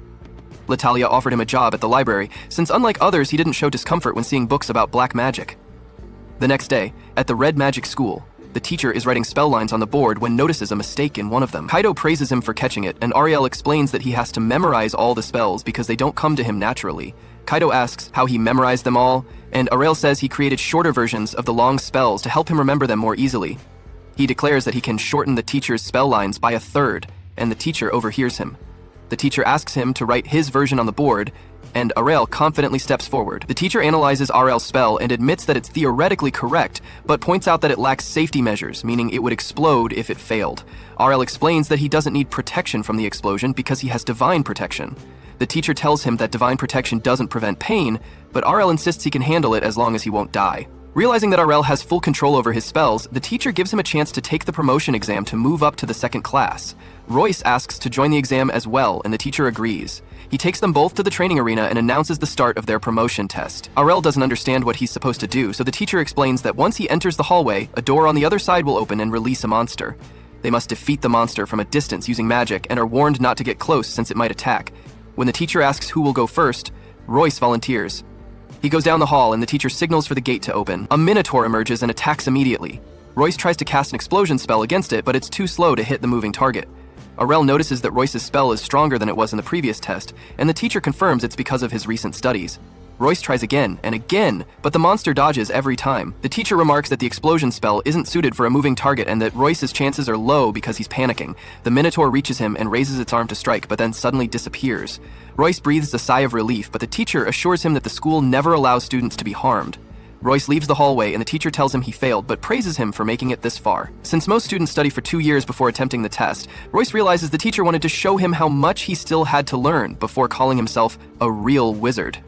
He vows to continue studying magic humbly until he reaches that level. The teacher then calls Arel into the hallway for his turn, saying they've prepared a monster of the same type. When the gate is raised, a larger and darker minotaur comes out.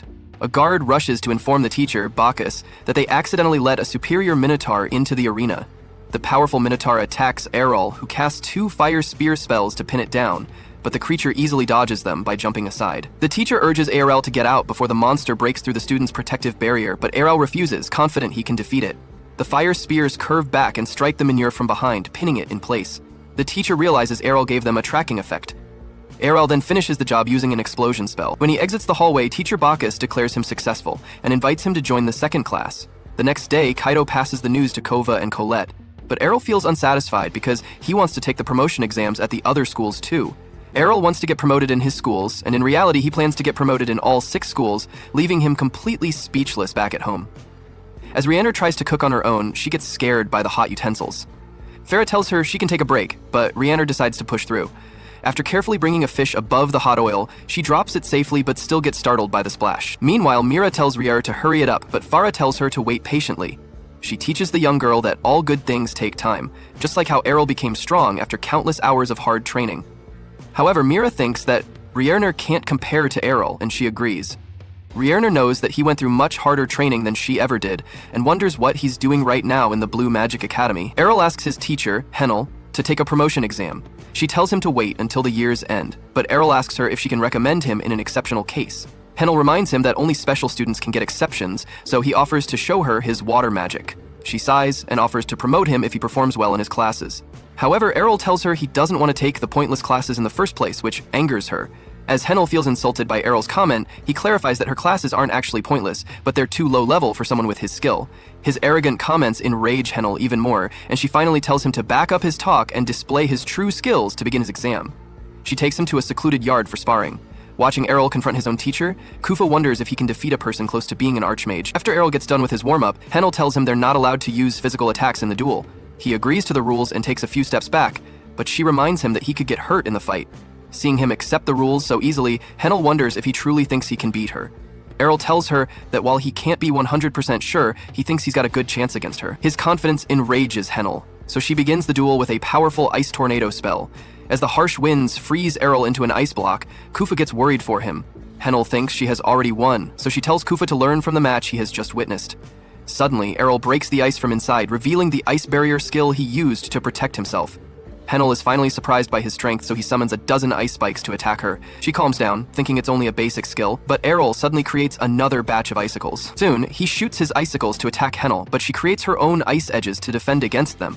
Seeing her defend his attack, Arel thinks Henel is truly qualified to be a teacher. Meanwhile, Henel recalls that Arel also used the same attack in his entrance exam, so she thinks it's his specialty skill. She tells Arel that ice spells are her specialty too, so he challenges her to an ice edge duel. After Arel creates even more icicles than before, Henel easily matches his attack. But this time, Arel also forms 100 icicles to her left, right, and directly behind her, trapping her inside a circle of ice. Since changing an icicle's direction requires an incredibly complex spell modification, Henel realizes she's completely outmatched. Giving her no time to react, Arel launches all the ice edges towards her, so she blocks them with a barrier. As she blocks all of the attack, Henel is surprised that Arel's strikes aren't losing any power despite using so much mana. However, she notes that the ice edges are only freezing around her barrier, which is increasing its strength even more. She thinks that once Arel runs out of mana, it'll be her turn to attack. However, Arel tells her he's about to finish the match, which shocks her. She reminds him that not a single one of his icicles pierced her shield, so Arel tells her he didn't want that either. Then he launches a glacial lance from above, making Henel wonder how he has so much mana left. As the lance shoots towards her, Henel tries to block it with another ice shield, but the lance's sharp edge pierces through the shield and defeats her. After he wins the duel, he leaves the school and meets up with the kids. They learn that Henel directly promoted him to the class without any other examination since he defeated her. Since his goal is to master all the different types of magic, Arel moves on to getting promoted in the Green School. As he talks to his wind teacher with Colette, she tells him that the Green School doesn't make exceptions like other schools. Hearing her teacher's firm refusal, Colette tries to drag Arel away. Then, the teacher looks into the school's policy book and finds out that the headmaster can directly promote students if they want to. Arel thinks he's got a chance, but she tells him there's no way she'll let him bother the headmaster for his personal request. The teacher warns Arel that he'll be expelled for disturbing the headmaster, so he finally calms down. It's the last thing he wants. Colette wonders why Arel is in such a hurry to get promoted, so he tells her he's trying to catch up to a person he admires. Then he asks his teacher if he can directly show his skills to prove his strength, but she keeps refusing him. Finally, Colette thinks of another way Arel can prove himself. She recalls that after the school's flying race event, the headmaster personally presents the prize to the first place winner. Arel thinks it's a great chance to directly meet the headmaster, but his teacher reminds him that the race is a fierce competition with over 300 participants. Since Arel is confident he can win, he soon goes out with the kids to participate in the race. While the kids cheer for Arel, the arrogant wind user from earlier named Skake walks up to him. Since Arel doesn't remember who he is, the boy's precious ego gets hurt. He introduces himself to Arel and claims he'll become the best wind user ever, but Arel tells him he's going to win the race. Skake remembers that Arel couldn't even fly 2 months ago, so the boy wonders how he plans to win the full race. Arel tells him he has practiced a lot since then, but Skake thinks there is no way he could improve himself so much in such a short amount of time. Soon, the event announcer, Grid, starts the event. He explains that the race will start from their school, looping around the entire Magic City before returning.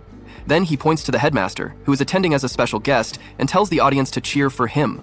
As the headmaster tells everyone to stay safe, Grid then introduces the commentator, Instructor Dummel. The appearance of the handsome instructor sends all the girls into an uproar, so Kaido gets jealous that he's getting all the attention. With all the preparations complete, the participants get in line to begin the race. Soon, Grid starts the race, and all the mages fly up. Unfortunately, many inexperienced mages collide with each other from the very start, leaving the skilled mages to actually compete in the race. As Grid comments on the match, suddenly a student loses control of his magic and crashes into the audience. While the kid lies in a mess of his own bones, Deadpool points out that he made the same mistake last year. Meanwhile, a girl named Dione is leading the race within the top 15, and Dumno notices a few new competitors among them as he looks at Skake and Arel. Skake wonders how Arel is keeping up with the fast speed. Arel tells him that the top competitors are actually going slow right now since they need to preserve stamina for the rest of the long race. Skake is shocked that Arel considers this high speed so slow and tries to cover it up. In that moment, Arel notices a sharp turn coming up from the school gate's narrow path and focuses on perfectly executing it. As Grid reaches the gate, he riles the audience to watch if the top competitors can make it through the turn. The first two of them are unable to turn around in time, so they go straight into the city's lake behind them. Skake makes sure to turn perfectly, and he makes it out after an intense effort. Skake thinks he has finally left Arel behind, but he easily comes behind him at a relaxed pace. Soon, Grid follows the students as they fly around the city, noticing that the race is already halfway done. Seeing Dione leading the competition, Dumby thinks she'll win since she has won the last 3 races as well. However, Skak and Arel keep pace with her, so Grid thinks they could see an exciting upset.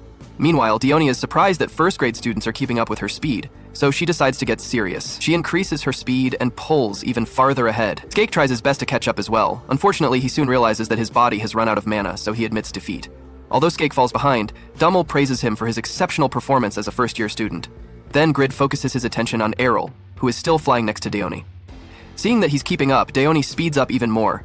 Arel knows that he can't go any faster than his current speed, so he decides to use a secret skill to boost it. With bursts of air under his boots, he catches up to Dione with the extra speed. Even Grid gets surprised by Arel's performance, so Dummel explains that Arel is condensing thick masses of air around his feet and kicking them off to propel himself forward. Grid is surprised since he didn't think such a spell was even possible. While Dummel points out that air bursts only give a small boost in speed, Arel has sped up dramatically with his kicks, so Grid wonders how he's doing it. To explain Arel's incredible speed, Dummel assumes his legs must be unbelievably strong, since only supreme-class swordsmen can pull something like that off. Hearing Dummel's commentary, Arel feels impressed that he figured it out. In reality, he is using Soar, which is a swordsman's movement skill. As the final participants race towards the end, Grid wonders which of them is going to win. However, Dummel thinks things won't be so simple since they have to make another sharp turn to enter the school gate. At the student's current speed, such an abrupt turn would be almost impossible to pull off for them. Dione also notes that she has to slow down for the turn and waits for Arel to slow down so she can gain some distance over him. However, he refuses to slow down even as they reach the gate, so Dione is forced to protect herself and remain behind. Grid praises Arel for taking the lead, but he thinks there's no way he can make the turn. Somehow, Arel proves him wrong by punching the air in front of him to knock his body back and reduce his speed. With the assistance of his punches, he easily goes through the gate and crosses the finish line, winning the very first race he's ever entered. After Arel wins, Dione congratulates him on the victory. While Dione feels determined to try again next year, Skake slowly pulls up behind them to finish in third. Afterward, the headmaster congratulates Arel and presents him with a certificate and medal for his victory. After accepting the awards, Arel asks the headmaster to promote him since he just proved his incredible abilities. The headmaster agrees to promote him to 2nd grade and asks where he learned his amazing magic. Arel tells him he just learned it from the school, but he doesn't believe he learned such an advanced flight magic from their basic class. Then, the headmaster leaves after wishing him good luck. Arel feels happy that he has gotten his promotions in the red, blue, and green schools, and looks forward to tackling the remaining 3 next. That was episode 9. Subscribe so you don't miss the next part, and watch the next video now. The episode begins with Arel heads to the Yellow Magic Institute to try the promotion exam, but to his disappointment, he finds out that the registration period for the assembly has passed, and without officially registering, he can't get the promotion. He can't believe he missed the deadline, and when he asks when the next assembly will be taking place, he is told that he will have to wait a few months. But that's way too long for him. He asks the woman if there's any way she can make an exception and let him join the current assembly, since he went through all the trouble of creating a new golem for it. But there are strict rules about this kind of thing. However, just then, a man happens to be passing by, and when he hears Arel mention that he created a new type of golem, he becomes interested and offers to register as his assistant, which will allow him to participate in the current assembly. And Arel eagerly accepts, since it's the perfect solution to his problem. However, when he turns back to the receptionist, she tells Arel she can't believe he agreed to be Rogwell's assistant. He asks if there's something wrong with Rogwell, and it's not like he's a bad person, but he is the best instructor when it comes to golem controlling, and he often goes all out against his students, crushing them completely. And he's kind of a jerk about it too, which is why no one wanted to be his assistant for this assembly. But even though that does sound like it could be a hassle to deal with, as long as being Rogwell's assistant allows him to participate in the current assembly, Arel is fine with it. The day of the assembly arrives soon after, and after many brilliant presentations, it is finally Rogwell and Arel's turn to make a presentation. And Rogwell announces that he will be demonstrating the might of his golems today. All the students in the crowd know that means he plans to crush another student in a mock battle, and they feel bad for the poor sucker who got roped into being his assistant. Rogwell summons his battle golems and tells Arel to do the same. So he obliges and calls for Alpha to come out. Just then, the battle golem Arel created walks out into the arena, and everyone is surprised since they've never seen a golem made out of metal before. Rogwell is especially skeptical, since metal is too heavy to be controlled by earth magic. So, he assumes Arel must have hidden someone in there. When he takes the golem's head off, he discovers that the body really is empty, and the metal just happens to be really light. Arel mentions that he alchemized the metal himself, and Rogwell takes that to mean he sacrificed sturdiness to make it light enough to control. And if that's the case, then it will never hold out against his earth golem. He orders the first golem to charge at Alpha, and he was expecting Alpha to fall apart after a single punch. But to his surprise, not only did Alpha block the punch, but in the aftermath, the arm of Rogwell's golem completely crumbles to dust, leaving everyone in utter shock. Rogwell can't believe Alpha was really able to withstand a hit from his golem. But losing an arm is no big deal because with his expensive mana pool, he can regenerate and reinforce his golems as much as he wants, so he orders all of them to jump Arel's golem at the same time. Arel realizes it will be difficult to counter 4 golems at once, so he decides to use the special feature he built into Alpha and pulls 2 swords out of her back. Rogwell can see what he's trying to do, but he thinks it's a dumb move, since golems are nowhere near flexible enough to use swords effectively in combat. However, in the next moment, Alpha dashes past all his golems, slicing them to pieces in an instant. With this, Arel is officially the winner of this mock battle. But Rogwell doesn't understand how this could possibly happen. Arel helps him back to his feet and explains that he intentionally designed the golem with lightweight alchemized metal and flexible joints to make it possible for it to perform complex movement without difficulty. And combining that with Arel's existing knowledge of swordsmanship, it was easy to have it perform sword techniques. Rogwell admits that Arel's golem is without a doubt better than his own, and Arel asks if that means he is allowed to take the promotion exam now. But Rogwell tells him that instructor's assistants aren't actually considered for the early promotion. However, if Arel is willing to join his research team in the meantime, then Rogwell promises to put in a good word for him with the headmaster. Arel is fine with that as long as it gets him promoted to the next grade, and since he's done here, he then heads to the White School and asks to take the promotion exam. The promotion process here is a lot more straightforward, so an exam is arranged for Arel, and he is introduced to Kay, who will be in charge of his test. Ai notices that Kay seems to be blind, so he asks her if she needs any help getting around. But as much as she appreciates the concern, she tells him she is perfectly fine. She may not be able to see, but she can sense the magic in the world around her, and she can even tell the personality of someone from their magic as well. However, when she looks at Arel, not only does he seem to have a bottomless reserve of mana, but he also has several different types of magic swirling in his body at once. And this is the first time she has seen anything like it. She leads him to the test site, an underground dungeon which is infested by undead monsters.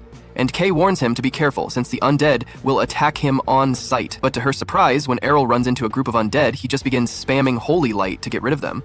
He then continues walking further into the dungeon, but Kayed tells him to wait because the test was actually just to defeat the undead close to the entrance, so he has already passed. Besides, she says if he keeps spamming spells like that, he's going to run out of magic sooner or later. But Arel tells her he has only used around 1% of his total magic. Either way, Kade says they should start heading back to the entrance. But along the way, Arel notices something hiding in the corner over there, so he fires a ray of holy light at it. and it turns out that there was an undead hiding there. Heihi realizes this must be a Heil one if it was able to hide its presence, but doesn't really care, so he cuts the undead off mid-speech and hits it with a Holy Cross spell to get rid of it. He then asks Kay to hurry up so they can get started on the paperwork for his promotion. But Kay still has a lot to process here because she can't believe what Eiyuu just did. From what she could sense, that creature back there was an undead wight, and it was an advanced monster. Arel admits that it did seem a little different since it was able to talk, but he didn't think about it much. Kay then asks where Arel learned to use the Holy Cross spell, since it's a highlight spell that only expert exorcists gifted with incredible talent are able to use. But Arel always just thought of it as a slightly more powerful holy ray, so he doesn't see what's so special about it. The last one left is the Black Magic Institute, but as it turns out, there isn't a promotion exam here. Arel decides to spend his time doing some reading instead. Latalia eventually shows up and he asks her why there's no promotion exam here, though she explains that there used to be one before, but that system kind of fell apart since there aren't many students attending the Black Institute in the first place. Arel admits that there are barely any students in here as he looks around the room, but then he notices the big room over there, and he has been curious about it for a while now. So he asks Latalia what it's for. She explains that the room is for students to test out their magic, since while the other institutes are able to freely test their magic outdoors, dark magic tends to be a little more dangerous. So she had a reinforced magic room built so her students can try out the spells they learned. If that's the case, then Arel decides to head in there to try out a few of the more complicated spells he read in these books. But once he's inside the room, as he is flipping through the books, he realizes that there's one here that he has never seen before. He opens the book, and all of a sudden a burst of mana escapes from it. And Arel can tell that the mana was pretty ominous. But this room is magically reinforced, so it shouldn't have been able to get outside. He looks around to see where it went, and that's when he spots someone floating up in the air. That thing doesn't seem like a human, so Arel asks if it's a demon, and the demon confirms it. It says it has been locked away in that book for years now, and none of the black mages here have been clueless enough to open it without checking what was first. He says he owes Arel a lot of thanks for his help, but if he's going to get back to the demon world, then he's going to need a lot of human flesh and blood as a catalyst, so he intends to kill Arel here and now. However, doesn't intend to go down so easily. So he shrugs off the demon's attack and prepares to cast an explosion spell at it, but to his surprise, it doesn't work. The demon laughs and tells Arel that he already set up an anti-magic barrier in here, so no spells can be used in here. But that's not going to stop. He charges at the demon, and it assumes he must be out of his mind because there's no way a mage would be capable of fighting hand to hand. But before he could even finish his sentence, Eiyuu had already sliced its head off with his wand. The demon can't believe what just happened, but it reattaches its head and comes to the conclusion that must be a magic swordsman.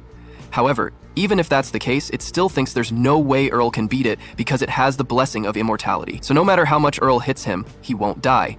That certainly makes dealing with the demon troublesome. But Arel recalls that demons use mana to maintain their physical forms, and even with immortality, taking damage over and over is bound to drain the demon's mana reserves. So he decides to just spam attack him until he gives up. At first, the demon tells Arel his attacks are pointless, but eventually he notices that his body is shrinking, and his tone suddenly changes as he now realizes he isn't as invincible as he thought he was. After a few hours of being beaten by Arel, the demon has now been reduced to action figure size, and he is begging to have mercy on him because if he shrinks any smaller than this, he might actually disappear altogether. Arel decides that he has fermented the demon enough for one day, so he agrees to let it go, but not before putting a seal of servitude in its chest. The demon immediately begins protesting because it doesn't want to serve a lowly human, but the seal is already active and it inflicts intense pain every time the demon tries to rebel against Arel, so he has no choice but to obey him. 6 months later, the headmasters of all 6 schools are having a meeting to discuss the new budget for the upcoming year. But the headmaster of the Black Institute gets up in a rage because he doesn't think it's fair that his budget is being cut by 60% since he won't be able to do any proper research with an amount like that. However, the representative tells Blag that his institute has failed to produce any meaningful results that contribute to the Magic City, so it's natural that his budget is being cut. All the other headmasters start making fun of Black and call him a weirdo for dedicating so much time to black magic. The headmaster of the White Institute even tries to convince the city representative to consider banning black magic altogether.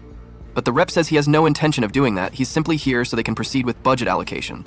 So he asks if there are any more objections, but everyone seems to be in agreement. So he says the budget will be finalized following the results of the magic tournament. All the headmasters get up to leave, but Blag is still frozen in place because he can't believe his institute's budget is being cut by so much. The rep tells him that glaring isn't going to solve his problem, and if he really wants to increase his institute's budget, then he needs to prove the value of black magic during the magic tournament. In fact, if the Black Institute manages to win, he promises not to cut the Black Institute's budget at all. But that's only if the Magic Institute can win. That same day, Arel and his friends are walking through the streets, and he wonders why everyone is putting up so many decorations. Kufa can't believe Arel hasn't heard of the festival yet, when it's one of the biggest events held in the Magic City. Arel never really paid much attention to festivities like this, but he has heard of the Institute Tournament, which is the festival's main event. In fact, all the headmasters have asked him to participate in the rookie segment, but he hasn't decided which school he wants to represent yet, so he will be meeting with them tomorrow morning to discuss it. Meanwhile, that night, in a desperate attempt to secure victory for himself in the tournament, Black spends a lot of time creating a magic circle that connects to the demon realm, and from it, he summons a highly demon known as Gluttony. He intends to use it to prove how useful black magic is, but all of a sudden, the slime betrays and swallows him whole. This was the end of episode 10. Subscribe to not miss the next. A couple of days pass and Arel wakes up, fresh from a dream, replaying everything he's been through since arriving at the Magical Academy. He confesses to Maddie that he still hasn't decided which school he's going to represent in the tournament. Maddie warns him that he can't stall forever. He needs to make a decision, and fast. Back at the academy, the headmasters from the 6 schools are gathered, getting ready to reveal their champions. Since this tournament is the ultimate showdown for the best first-year students, the trash talk starts immediately. Each headmaster is bragging, convinced that their school is going to bag the first-place trophy. However, the mood shifts when they notice the headmaster of the Dark Magic School is a no-show. To be fair, nobody really understands that school anyway. To this day, it's a mystery who the students are, who the faculty is, or if they even teach anything at all. Just as they start worrying about the schedule, Arel strolls through the gate, announcing he's ready for the meeting. Suddenly, every single teacher pipes up, claiming that Arel is the champion representing their school. The faculty is completely shocked and confused, because every headmaster was convinced Arel belonged to them. But before they can untangle the mess, a massive explosion from the city shakes everyone to their core. Arel instantly realizes something is wrong and starts worrying about his friend's safety. Over at the main arena, Call, Kaido, and Kufa are helping set up when Kufa spots something looming past the walls. They turn around and are confused to see a giant slime monster snatching up a bunch of goblins. At first, Kaido thinks it might be a monster controlled by the Dark School to clean up the arena, but confusion turns to horror when the slime just inhales the goblins and tries to force its way inside. Kaido screams a warning and total chaos breaks out as every student on the ground makes a run for the school. Realizing people are in danger, Arel takes to the sky to scout the situation, with the Wind School Master flying right beside him while the other teachers rush the grounds. Students are scrambling everywhere to escape certain death, but that hot-headed fire kid decides he's strong enough to handle it. He stands his ground and unloads attack after attack on the slime. To his horror, his strikes don't even scratch the beast, and it keeps charging right at him. He would have been toast if Dione from the Wind School hadn't swooped in like a falcon to save his butt, telling him to stand down if he wants to stay alive. Totally defeated and humiliated in front of the crowd, the brat apologizes to her, promising never to pull a stunt like that again. Meanwhile, Kufa, Call, and Kaido are sprinting for the exit when Call trips over a rock and hits the ground. Kaido and Kufa stop immediately to help her up, but Kaido realizes, with a sinking feeling, that the monster is way too close for them to just run away now. Kufa immediately whips out her wand and tries using an ice wall spell, blocking the slime's path. For the moment, they think that they have bought some important time for themselves, but at the very next moment, the slime effortlessly breaks through the wall, continuing his path of destruction towards them. Kaido decides to try his luck as well and uses a modified attack that Arel taught him, but even that turns out to be of no use as the monster eats it up like nothing. Call is beyond scared at this point, but suddenly she remembers Arel telling her to have faith in herself and fight till the end. Drawing inspiration from that, she stands back on her shaky feet, forcing herself to face her fears, and uses her strongest tornado attack on the monster. To her surprise, the monster doesn't even budge from its place. And at that point, Call smiles at her own weakness, claiming that she is glad that she at least fought till the very end without worrying about messing things up. They all stand there, utterly defeated, ready to face their death. But as the slime shoots out a bunch of its tentacles forward, none reach the group, as Arel jumps in between and slashes them to shreds, saving their lives. He turns back at them and smiles, claiming that they did very well, but from here, he will deal with it. The remaining professors also arrive at the scene like a bunch of Power Rangers, and the Lightmaster tells the kids to run off to the city hall while they deal with this monstrosity. Arel asks whether he should stay and fight, but the Flame Master tells him that he should return as well, not worrying about them, as all the masters at the academy are supreme class in their magical affinity. The Blue School professor tells Arel that it's the duty of the teachers to protect the kids from any harm, and that's what they intend to do. The master from the Yellow School claims that the beast seems to have made out of black magic and wonders whether the professor of the Dark School was involved in this. The Red Professor claims that this monster might be resistant to magic, as the kids tried but failed making a dent at its surface. The Blue Professor tells him that at the end of the day, those were very lowered spells, used by a bunch of first-year students, and their magic should definitely be enough to deal with this ugly beast.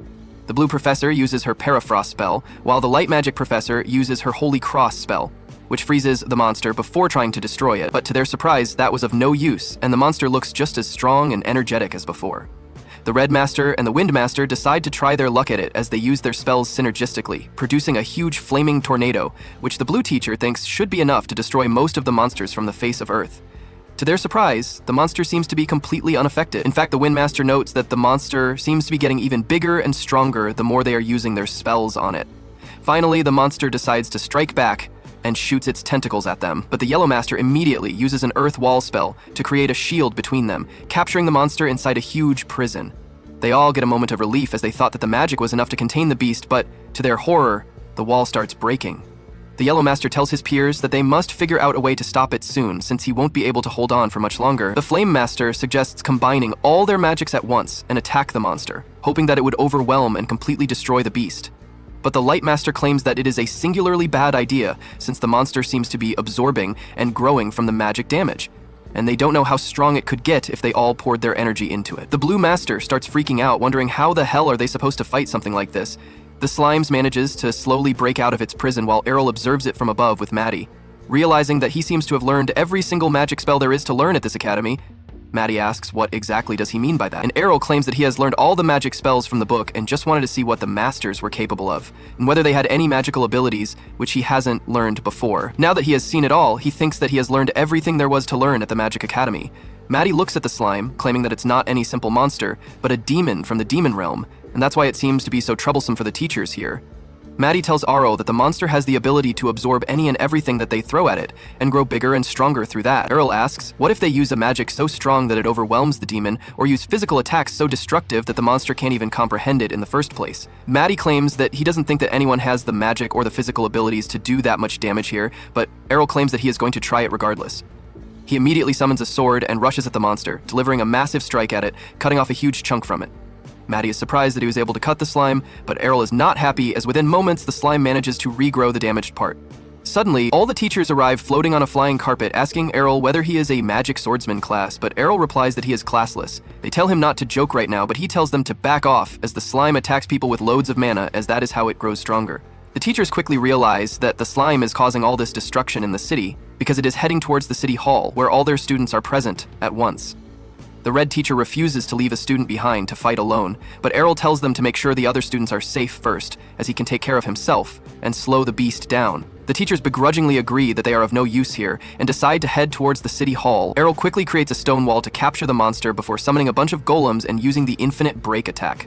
All to his surprise, even such a strong attack wasn't really able to do any real damage, as the golem starts regenerating once again. At this point, Arel decides to try his luck with magic again and takes out his wand before preparing a huge flame magic attack. Maddie claims that it won't be enough, but Arel isn't planning to use just the flame spell.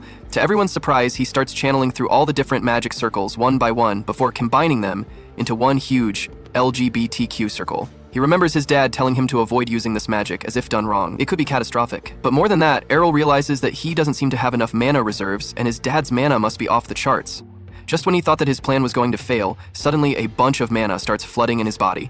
As through the power of friendship, and the professors manage to channel the mana of their students into Arel, who uses the incredibly powerful attack to completely decimate every single thing beneath him, removing the slime from existence in one fell swoop. With that, the students cheer as Arel descends down back to the ground, while the teachers huddle around him asking how the hell did he manage to use all the spells at once, as that magic is legendary class and only mage lords can do that. He replies that his father is a mage lord and told him that only through mastering the magic from each school can a person become a mage lord. The professors soon realize that their study system seems to be flawed, as they only ever teach one form of magic to their students, which means that they can never really produce any mage lords. Suddenly, Arel spies a little piece of the slime still moving and picks it up before taking it back home. He uses a servant seal on it and makes it another one of his familiars, useful for getting rid of trash. Suddenly, Kufa, Kaido, and Call all burst in through the door, asking whether he is going to leave. Arel tells them that he is in fact going back home, since there is nothing left for him to learn here. And from home, he will head towards the city of monsters and learn all he can about all the different kinds of monsters present in the world. The kids are a little sad that Arel is leaving, but they all say their goodbyes and watch as Arel leaves into the sunset back towards his village. But that's where this video ends. Remember to like and subscribe to the channel. Thanks for watching, and I'll see you next time. We learn that there is a princess who owns a vast empire. She has tasked a witch with monitoring Arel and gathering all possible information about him because she wants to meet him as soon as possible. We see this princess talking to her assistant, asking, "Why are you late in bringing Arel to me?" The assistant replies that they are doing their best and will bring him very soon. The princess appears very excited to see Arel as quickly as possible. Later we see Arel flying through the sky. The demon asks him, "You haven't returned home in a long time, have you?" Earl replies, "Yes, I haven't returned home or seen my family in about a year because I was studying at the Magic Academy." The demon thinks to himself, wondering if Earl's parents are superhumans like him. Earl tells him, "My mother is the Queen of Swords and my father is the Lord of Magic." The demon is shocked and says, "It's only natural that someone with all your power would have parents who are extraordinary like you." On his way, Earl spots some hot springs and decides to spend the night there, planning to continue his journey to his village the next morning. We see him relaxing in the hot springs. Even the slime monster is sitting in a small tub. Suddenly, a girl appears, greets Earl, and gets into the hot springs with him. Earl doesn't know who she is, and the demon gets scared and hides behind him. She starts getting to know Earl and asks for his name. She asks, "Is this your first time here?"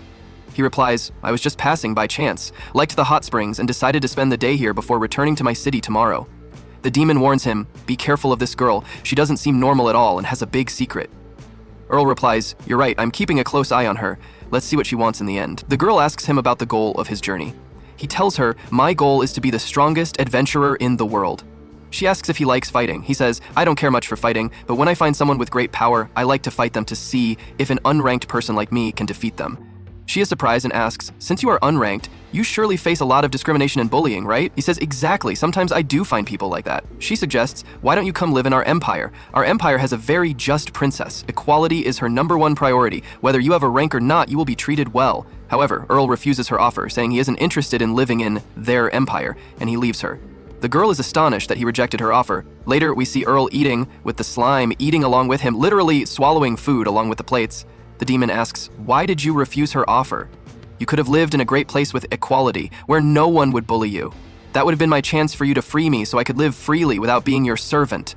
Earl replies, "You will stay with me because I haven't decided what to do with you yet." The next morning, as he continues his way through the forest, the girl appears again and tells him to stop. She introduces herself as Kuriha, one of the generals of the empire, sent by the princess to arrest Earl and bring him to her. She says, "It's better if you come with me quietly because I don't want to use violence against you." Earl asks, "And if I refuse, what will you do?" She replies, "No one can refuse the orders of the princess of the empire." Earl retorts, "I don't care about your princess and I don't even know her." He asks what the princess wants with him. Kuriha says, "Honestly, I don't know, but she asked me to find an unranked person named Earl and bring him to her." Earl refuses to go. She assures him the princess won't hurt him. Earl replies, "Clearly you are stupid and don't listen well. I'll say it for the millionth time, I am not coming with you." She says, "Fine, you're forcing me to use violence." She disappears and instantly reappears behind him to attack, but Earl vanishes and dodges her strike. She is surprised by his great speed. Earl then delivers a powerful kick that sends her flying. He senses 10 shinobis around him and tells them, "Come out, I know you are there and that there are 10 of you." They are shocked that he located them despite their stealth skills. He explains he sensed them through their energy. The witch watching Earl notices Kureha has been beaten and asks her what happened. Kureha says, "This guy is extremely tough. You must be careful when fighting him." The witch heals Kureha. Earl realizes Kureha is the strongest among them, and the ninjas are weak. Kureha orders the ninjas to attack all at once. Simultaneously, other adventurers and a general riding a huge dragon arrive, searching for Earl. They are shocked to find Kureha and her fighters defeated on the ground. Earl appears, eating, and admits he did it.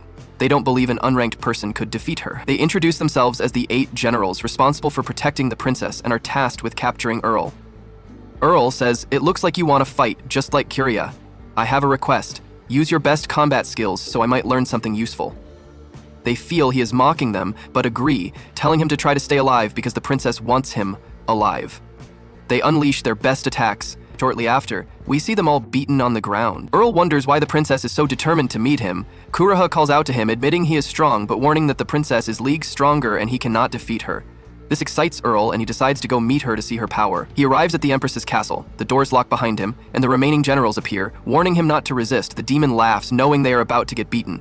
Inside, the princess waits. Suddenly, the doors open and 2 generals fall to the floor, defeated. Earl enters and asks, "Where is this princess who wants to see me?"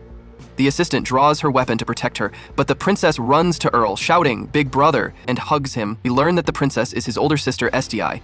Earl is annoyed and asks for an explanation. She reveals she built this empire to ensure equality for everyone, specifically for him, fulfilling a promise she made. She decides he will live with her and says she will send for their parents and little sister Mira. Earl thanks her but refuses, saying he cannot live there as he has other goals. He wants to explore the world and gain more experience to become the best adventurer. He explains that his recent journey taught him much and he wants to continue without restrictions. Estia pretends to agree, but as he turns to leave, she laughs and activates her control skill, ordering him to stop. Earl is forced to stop. She commands him to live with her and says she will never let him go. As she approaches to grab him, Earl suddenly kicks her in the face. We realize he was tricking her. Estia is shocked that her magic didn't work. Earl explains, I know your magic relies on voice command, so I used wind magic on my ears to block your voice. Estia cries in frustration. Arel mocks her, asking if she used this skill to control her servants. The generals defend her, saying they serve her willingly because she is kind and just. Arel says, fine, if you like it, enjoy each other, but leave me out of it, and leaves. Estia vows she will force him to come back one day. Earl returns to his village. His parents welcome him, and his mother hugs him. His little sister Mira arrives, and he gives her the demon and slime as pets to play with. Lena, the maid, is happy to see him and asks for details. Earl suggests they spar again first, confident she has improved. The next morning, Mira comes out screaming that Earl has left again. Lena laughs and reassures her. The parents say Earl is a powerful adventurer now and nothing will harm him. We see Earl flying in the sky, heading toward new adventures to prove to the world that he is the strongest adventurer. And with that, the first season of our hero Earl's story ends. If you are excited for the second season, don't forget to support us with a like and subscription so you'll be the first to see it when it drops.